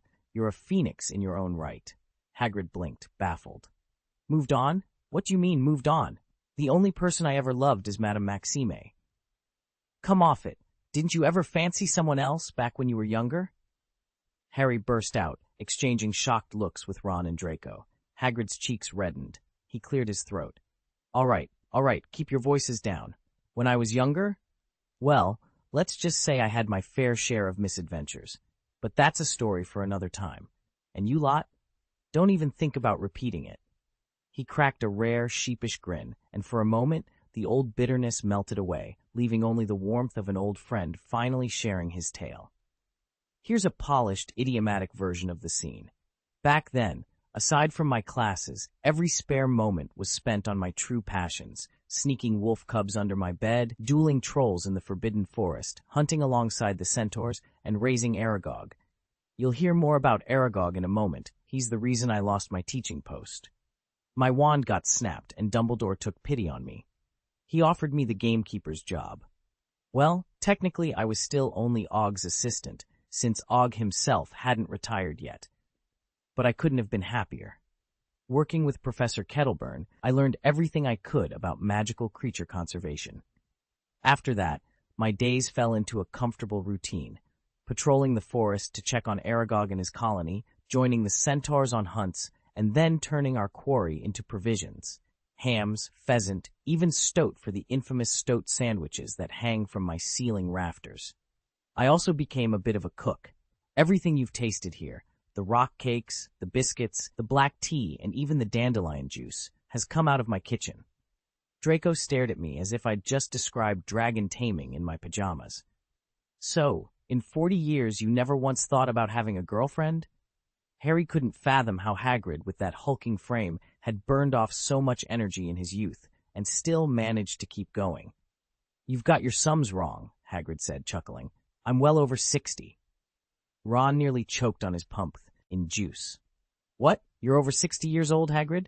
Harry leaned forward. "When exactly were you born?" Hagrid rubbed his massive beard and replied, "December 6, 1928. "Almost 65, Harry exclaimed, blinking. He stared at Hagrid's round, unlined face, so fresh and unwrinkled that if not for the beard, he might have passed for a teenager.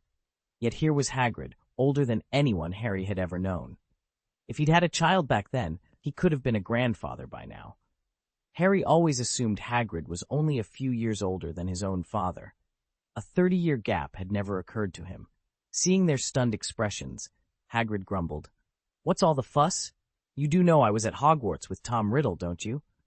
Ron sat up straighter, a newfound respect in his voice. "We know you knew you-know-who back then, but I didn't realize you went that far back."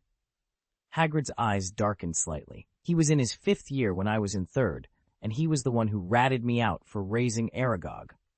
Ron leaned in, lowering his voice.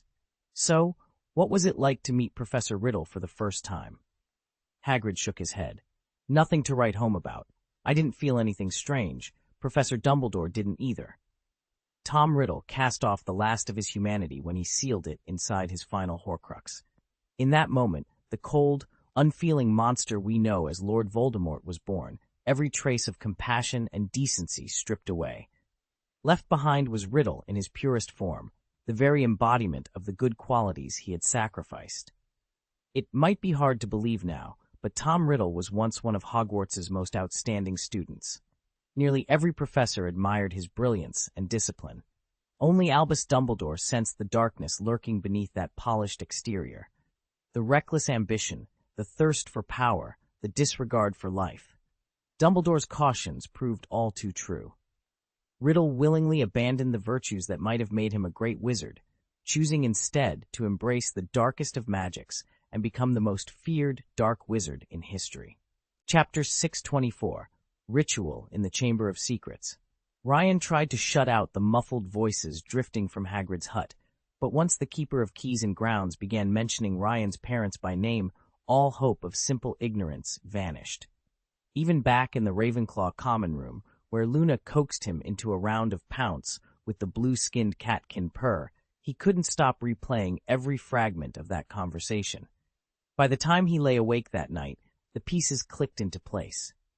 Neither Tom Riddle nor Professor Dumbledore had ever confessed the true story of Slytherin's Chamber of Secrets, nor the slumbering horror hidden within its depths, the basilisk.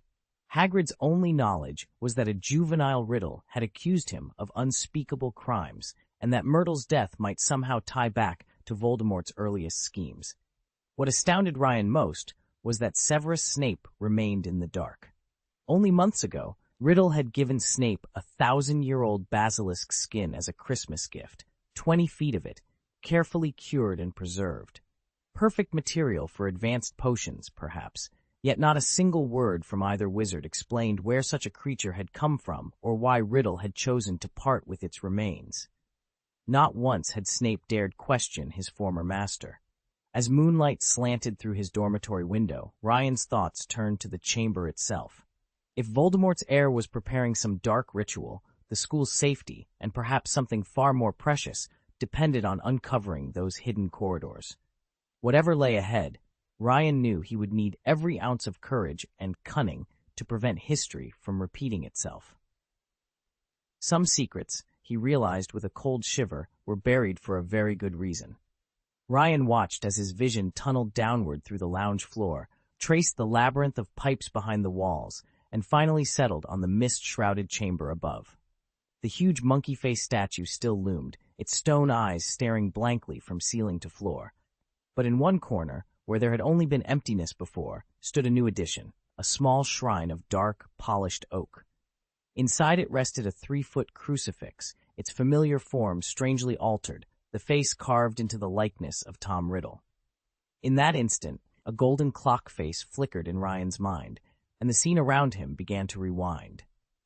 Last Saturday morning, Tom Riddle emerged from the pipes like any unremarkable muggle, crawling out into the misty room as if it were holy ground. He approached the oak shrine solemnly, clad in a simple black cassock with a silver cross hanging at his throat. Then he raised his voice and began to chant in measured Latin, each word ringing out over the swirling green fog. It was more than a prayer. It was a spell, a grand, archaic ceremony in which Riddle himself embodied the Trinity. The pure white embroidery on his robes, the carved statue before him, the silver cross at his breast, even the adapted script he intoned, every element formed part of a single mysterious ritual. As he spoke, the room thrummed with power, and somewhere deep inside, Ryan felt the currents of that magic stirring once again. Professor Riddle's sacred magic, purged of original sin by the scriptures, had been dissolved into nothingness, only to be reborn through the statues that lined his chamber. Each time his gaze drifted to the embroidered crosses on his robes, that divine energy traced those holy patterns back into his flesh. The process felt like iron and fire forging steel. With every rite, the sanctified power within him grew deeper, more mysterious. "I still can't believe he's abandoned science for theology," Ryan sighed, sinking into a plush armchair in the Ravenclaw common room. Luna Lovegood looked up, her silvery eyes bright. "You mean Professor Riddle? He does, oddly enough, have the bearing of a devout priest." Ryan leaned forward. "Then what about Dumbledore, and the man who stood by his side so affectionately at the opening banquet?"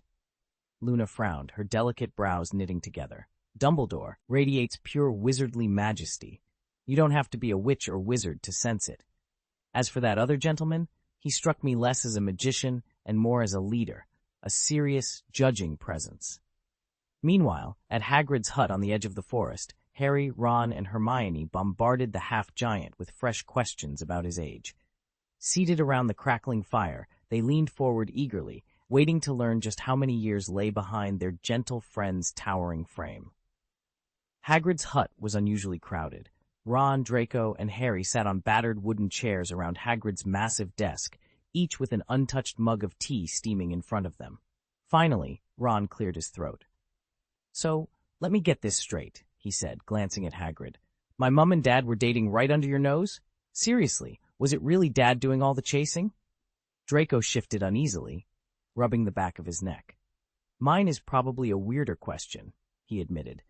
"I know my parents weren't exactly beloved back then, but were Mum and Dad actually unmarried at first? She's stunning, of course, but my dad, he was going bald in his 20s. Hagrid scratched his shaggy beard and let out a hearty chuckle. "Well, to be honest, I was barely more than a boy in my 30s. I didn't know the first thing about courting. By the time I met Arthur and Molly, they were already sweethearts. And the Malfoys? Back then I just thought they were stuck-up purebloods. I never pried into their affairs." He noticed Harry opening his mouth and hurried on, lowering his voice. "Now, I'd best not say too much about Lily and James. I'd hate to tarnish the image you've got of your father. All I'll promise is that James Potter grew up to be a right good lad, loyal, brave, with a heart of gold." Harry exchanged a look with Ron and Draco. He'd known for years about the tangled history between his parents and Severus Snape, so he spoke up quickly. "That's not my question," he said. "I want to know, were you and Moaning Myrtle at Hogwarts at the same time?" Harry paused at the edge of the courtyard, watching as Hagrid knelt among the holly bushes tangled with mistletoe. The giant gardener looked up, soil still clinging to his moleskin sleeves. "Hagrid," Harry began, voice low, I need your help with something. Personal." Hagrid straightened and wiped his hands on his trousers. "What's troubling you, Harry?" "It's Moaning Myrtle," Harry said, running a hand through his hair. "Ever since Ginny and I got engaged, she stopped trailing me through the corridors, but people say she's back in the third-floor girls' bathroom, crying and calling my name. What if she relapses and starts haunting me again?" Hagrid blew out a frustrated breath. "You might as well be asking me about your mum and dad," he grumbled.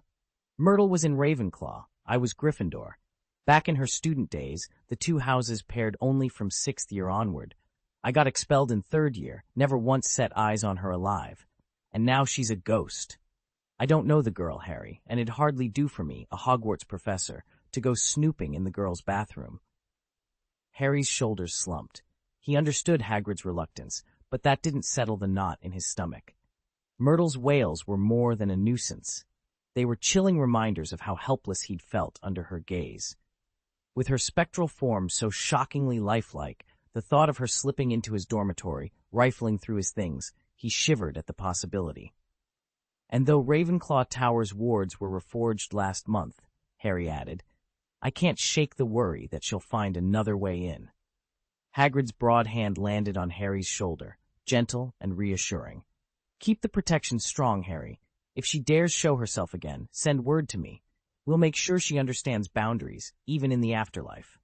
Harry nodded, resolve replacing his unease. Whatever Myrtle plotted, he would face it head-on. No ghost, however mournful, would stand between him and a peaceful life with Ginny. Harry stared at Hagrid, jaw-dropping. "You're saying ghosts can't get into Ravenclaw Tower, except Myrtle?" Hagrid gave a rumbling laugh. "Exactly. So even if I marched straight into the girls' bathroom, nothing Myrtle could do would stop me. She's tied to her own loo." Ron practically bounced on the balls of his feet. "Perfect. Hagrid, back Harry up here. I'm not letting Myrtle wreck things between him and my sister." Hagrid glanced over at Draco, who'd been uncharacteristically quiet. "So this is my cue, is it?" Draco shrugged. "Honestly, Harry, you're making a mountain out of a molehill. Myrtle can only haunt Ravenclaw Tower because she died there as a student. They would have sealed any other back door ages ago." Ron frowned. "Maybe so, but what if Myrtle ruins Hermione's opinion of Harry? She hates anything secondhand." Harry's cheeks flared red. Secondhand. That's utter nonsense. Silence fell for a moment as the four boys looked at one another. Finally, Hagrid rumbled. All right then, let's test this. No harm in seeing if Myrtle's truly confined to her own haunt. We'll sort it once and for all. With that, the unlikely quartet set off to put Draco's theory to the test, and hopefully put their worries about moaning Myrtle to rest. Chapter 182, The Living Alchemical Puppet. Albus Dumbledore lifted his wand and traced an elegant arc across the brooding sky. Instantly, the clouds parted, revealing bright sunshine over the Quidditch pitch. With that flourish, the match was officially underway. Though witches and wizards can bend the weather to their will, Quidditch is one of the few sports that embraces wind, rain, and chill as part of the challenge. There are no protective charms woven over the grass, and the threat of a bone-jarring fall from a great height only heightens the excitement. Another reason why Quidditch players are celebrated for their courage. Today's field had been given an even more spectacular makeover. The grandstands were awash in the four schools' signature colors: sky blue for Beauxbatons, vivid green for Castello Bruxo, blood red for Durmstrang, and raven black for Hogwarts. Each house's students cheered from its allotted section beneath towering banners bearing their crests. On the Hogwarts banner, a lion, an eagle, a badger, and a serpent intertwined to frame a proud capital H, symbolizing the unity and rivalry at the heart of this storied tournament. The four schools' emblems were already in place before anyone arrived. Beauxbaton's crest showed two golden wands crossed and studded with 3 stars each. Durmstrang's bore a double-headed eagle perched above a stag's head, its motto written in Cyrillic letters. Castrubs's tablet was carved with a Kepala, a small, furry prankster spirit that guards the grounds by day and watches over students and jungle creatures by night, with a capital C beneath it. The fourth tablet, of course, would bear Hogwarts' own coat of arms. Underfoot, the lawn glowed with a faint blue light that pooled around 4 black metal tablets, each one flawlessly set into the turf so that no seams showed. The radiance of the grass seemed to flow toward the tablets, but never crossed onto their smooth surfaces. Rather than remain in the stands, the judges and professors had taken seats at a long table on the lawn, their eyes fixed on the tablets. Nearby, Albus Dumbledore stood alone, a young dragon curled at his feet and dozing peacefully. On the raised platform, the champions murmured to themselves as they reviewed the parchments in their hands. Draco Malfoy, spotting the creature through his telescope, nudged Blaise and hissed, "Is that a dragon?" Chapter 7, The Phantom Prefect. Draco Salazar crouched over the creature before him, quill in hand, every instinct screaming that no mere hatchling belonged in his bestiary. Its scales gleamed like burnished iron, each plate etched with faint alchemical runes. At first glance, it looked more like a metal automaton than a living dragon, yet its chest rose and fell in slow, steady breaths. Draco flipped through his notes again. Nothing matched this description. "I have no idea what kind of dragon this is," he admitted, glancing at Harry Potter. Harry's reply came as calmly as a summer breeze. "I don't know." Draco paused, startled. Harry rarely confessed ignorance, and never with such serene confidence. Before he could press further, Harry pivoted to face Hermione. "Hermione," he said, "can I run this by Ryan?" Draco's brow shot up.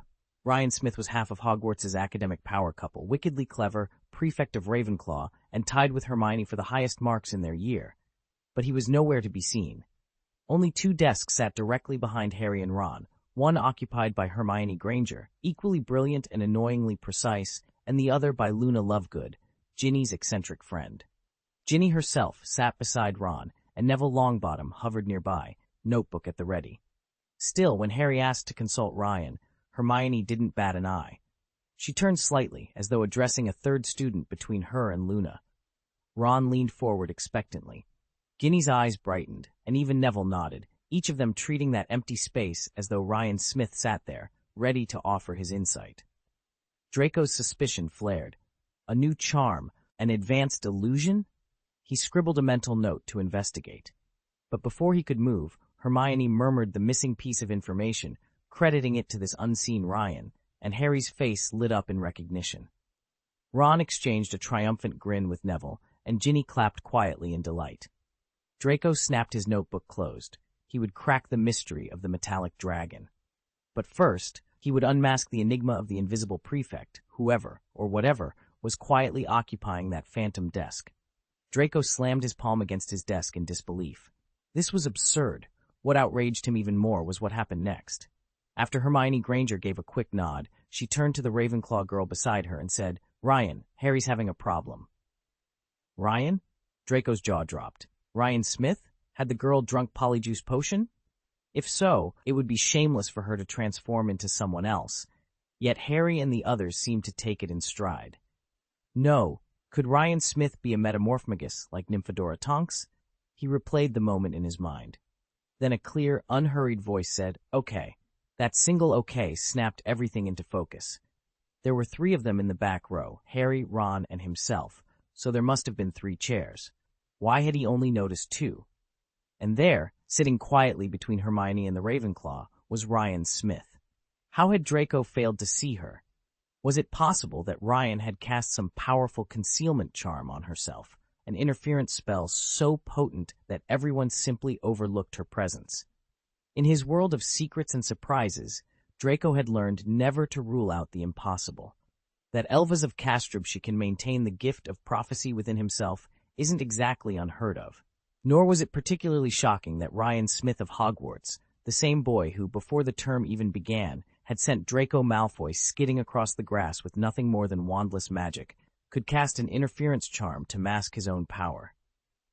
As Draco mulled this over, Ryan stepped forward and spoke.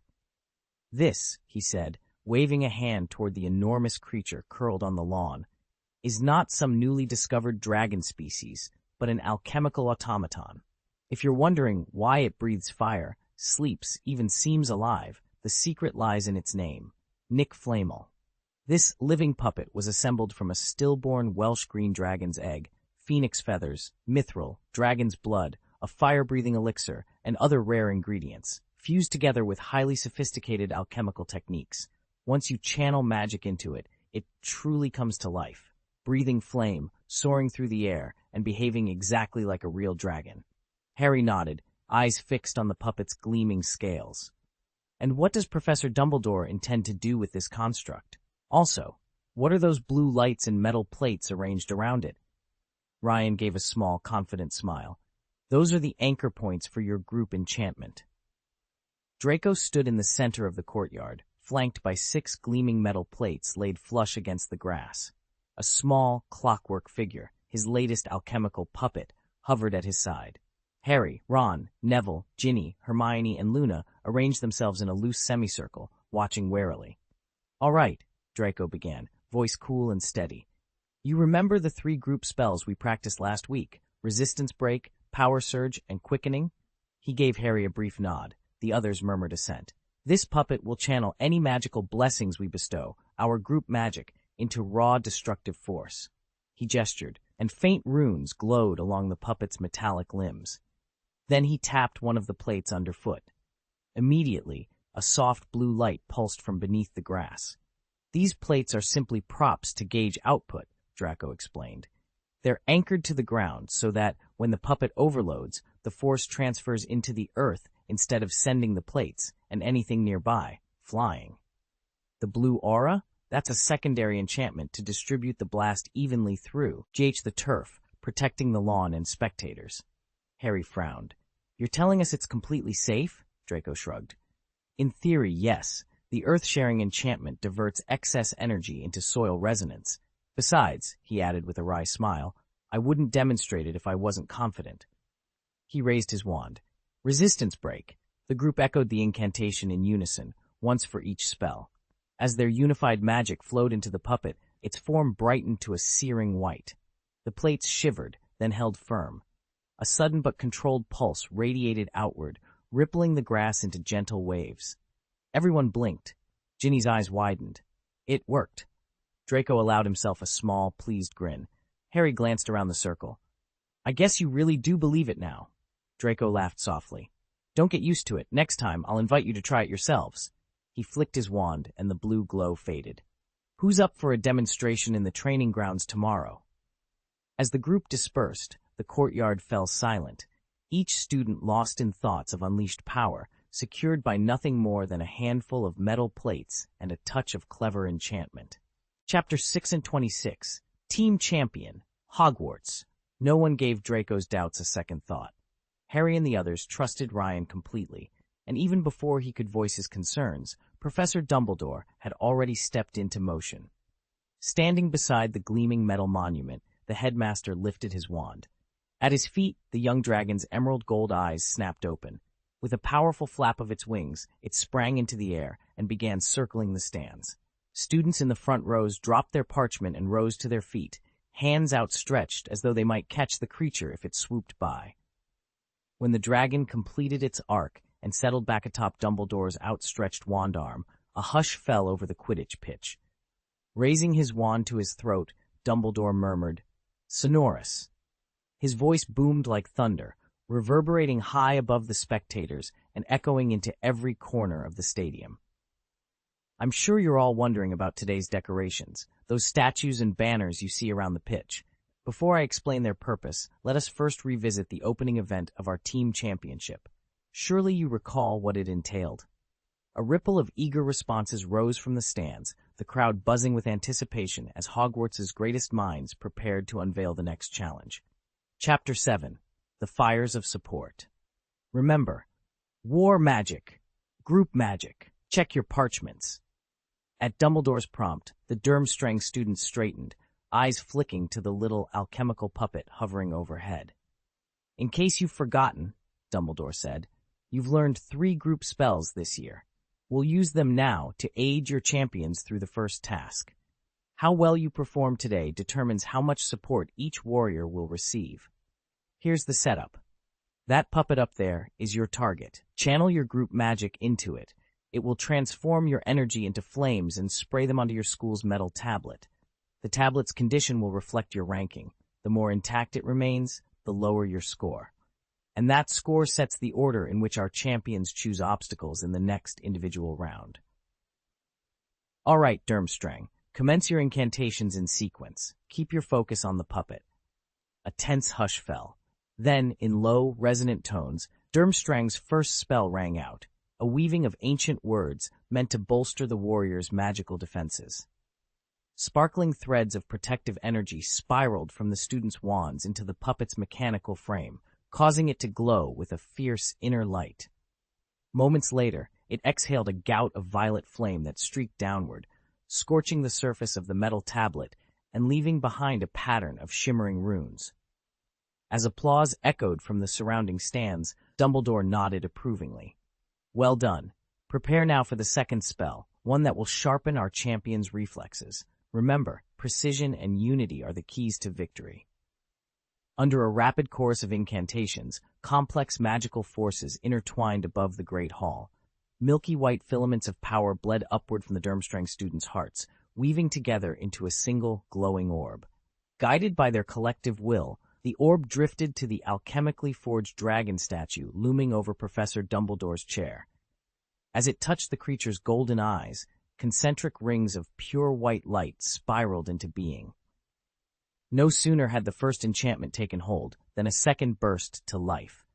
From each student's determined gaze shone a fierce violet aura, and these beams combined into a brilliant purple halo crowning the dragon's head. Then came the third, an emerald gale of divine wind summoned from outstretched palms, coiling around the dragon's bat-like wings in a blurring vortex of speed. The white rings in its eyes winked out, replaced in turn by the purple diadem, and finally the green whirlwind encircled its wings. The young metal dragon reared back, its bronze-red throat glowing, and expelled a torrent of fire. The flame, as if possessed of intent, arced perfectly and slammed into the embossed Durmstrang crest on the metal plaque below. The hall trembled with the impact, and the judge's long bench split in two with a crack that echoed through every gallery. The azure glow on the lawn flickered out for a moment, then flared back to life around the metal tablet. Arcane flames roared across its surface, consuming 2/3 of the tablet and leaving only a lone third smoldering at ground level. At the judge's dais, Durmstrang's headmaster, Igor Karkaroff, rose with a swift motion. One elegant flick of his wand, and the scorched dais knitted itself whole again, as though untouched by flame. The shattered fragments of Durmstrang's tablet quivered in the air, then shot toward him until they hovered exactly 10 feet away. With another deliberate wave, he summoned coils of blood-red magic that spiraled out to bind the shards in a tight, fiery embrace. Satisfied, Karkaroff sank back into his seat, expression inscrutable. At Professor Dumbledore's nod, the Beauxbatons delegation stepped forward next. Once more, a spectral glow danced over their tablet before flames engulfed it, and this time precisely half of it turned to ash. The judge's dice, however, remained unscathed. Madame Olympe Maxime's lips pressed into a thin line as the embers died away. She rose, lifted her wand, and the remaining fragments rose to meet her. Pale blue coils of magic sprang into being, wrapping around the pieces protectively. Yet even from across the lawn, the coil's breadth told the story plainly. Beauxbatons trailed well behind Durmstrang. From their seats high in the stands, the Durmstrang students exchanged triumphant smiles. Even Victor Krum, seated alone at the far end, empty chairs fanning out around him, found the corners of his mouth twitching in spite of himself. Across the stadium, the Beauxbatons contingent slumped, heads bowed. They dared not believe they wouldn't come in last again. Next up was Kstrumbusher, the Beauxbatons champion. At Dumbledore's sharp command of "Begin," the dragon unleashed a scorching torrent of golden flame onto the metal tablet. The lawn's cerulean protective barrier shook and shivered under the assault, but held firm. Madame Volcanova, supervising this round, frowned with concentration. Her was the only shield that remained intact, and the dragon's breath had burned with pure gold, entirely free of crimson undertones. On the Beauxbatons bench, Madame Maxime let out a relieved sigh as her students lifted their heads once more. No sooner had the barrier weathered that first attack than coils of bright green light shot from Madame Volcanova's magic, spiraling around a second stack of metal blocks. At this, the Hogwarts section erupted to its feet, for they were the last champions to face the challenge. When Dumbledore bellowed "Begin" again, a shrill volley of high-pitched spells hurtled toward the enchanted shield. The cacophony drew sharp, irritated glances from every other school, but to Hogwarts champions, it felt like victory already in the making. They'd begun the duel seated, their voices low and contained, but as soon as the Hogwarts team rose to their feet, they discovered a startling advantage. Casting spells while standing not only boosted their power, it sharpened the pitch of their incantations. Their rivals from Beauxbatons and Durmstrang never saw it coming. 3 minutes later, the great metal dragon perched atop Hogwarts's monument stirred. Its iron head lifted, and a torrent of red flame roared from its jaws. Boom! The soft blue glow that had bathed the lawn seconds before winked out. Instantly, every judge on the panel cast protective wards around themselves and their chairs. Even Albus Dumbledore felt the blast ripple through the air. He floated upward on an unseen current, robes billowing, before settling back to the grass. Smoke and sparks still choked the monument's base. Dumbledore raised his wand with quiet authority. "Clear the whirlwind," he commanded. From the wand's tip burst a crisp, silvery gust that wrapped the lingering smoke and dust and swept it high into the sky. When the last wisp of haze dissolved, there lay nothing but a mound of shattered metal plates. The dragon was completely destroyed. A roar of triumph erupted from the Hogwarts benches. No further contest was needed. They had claimed the team championship.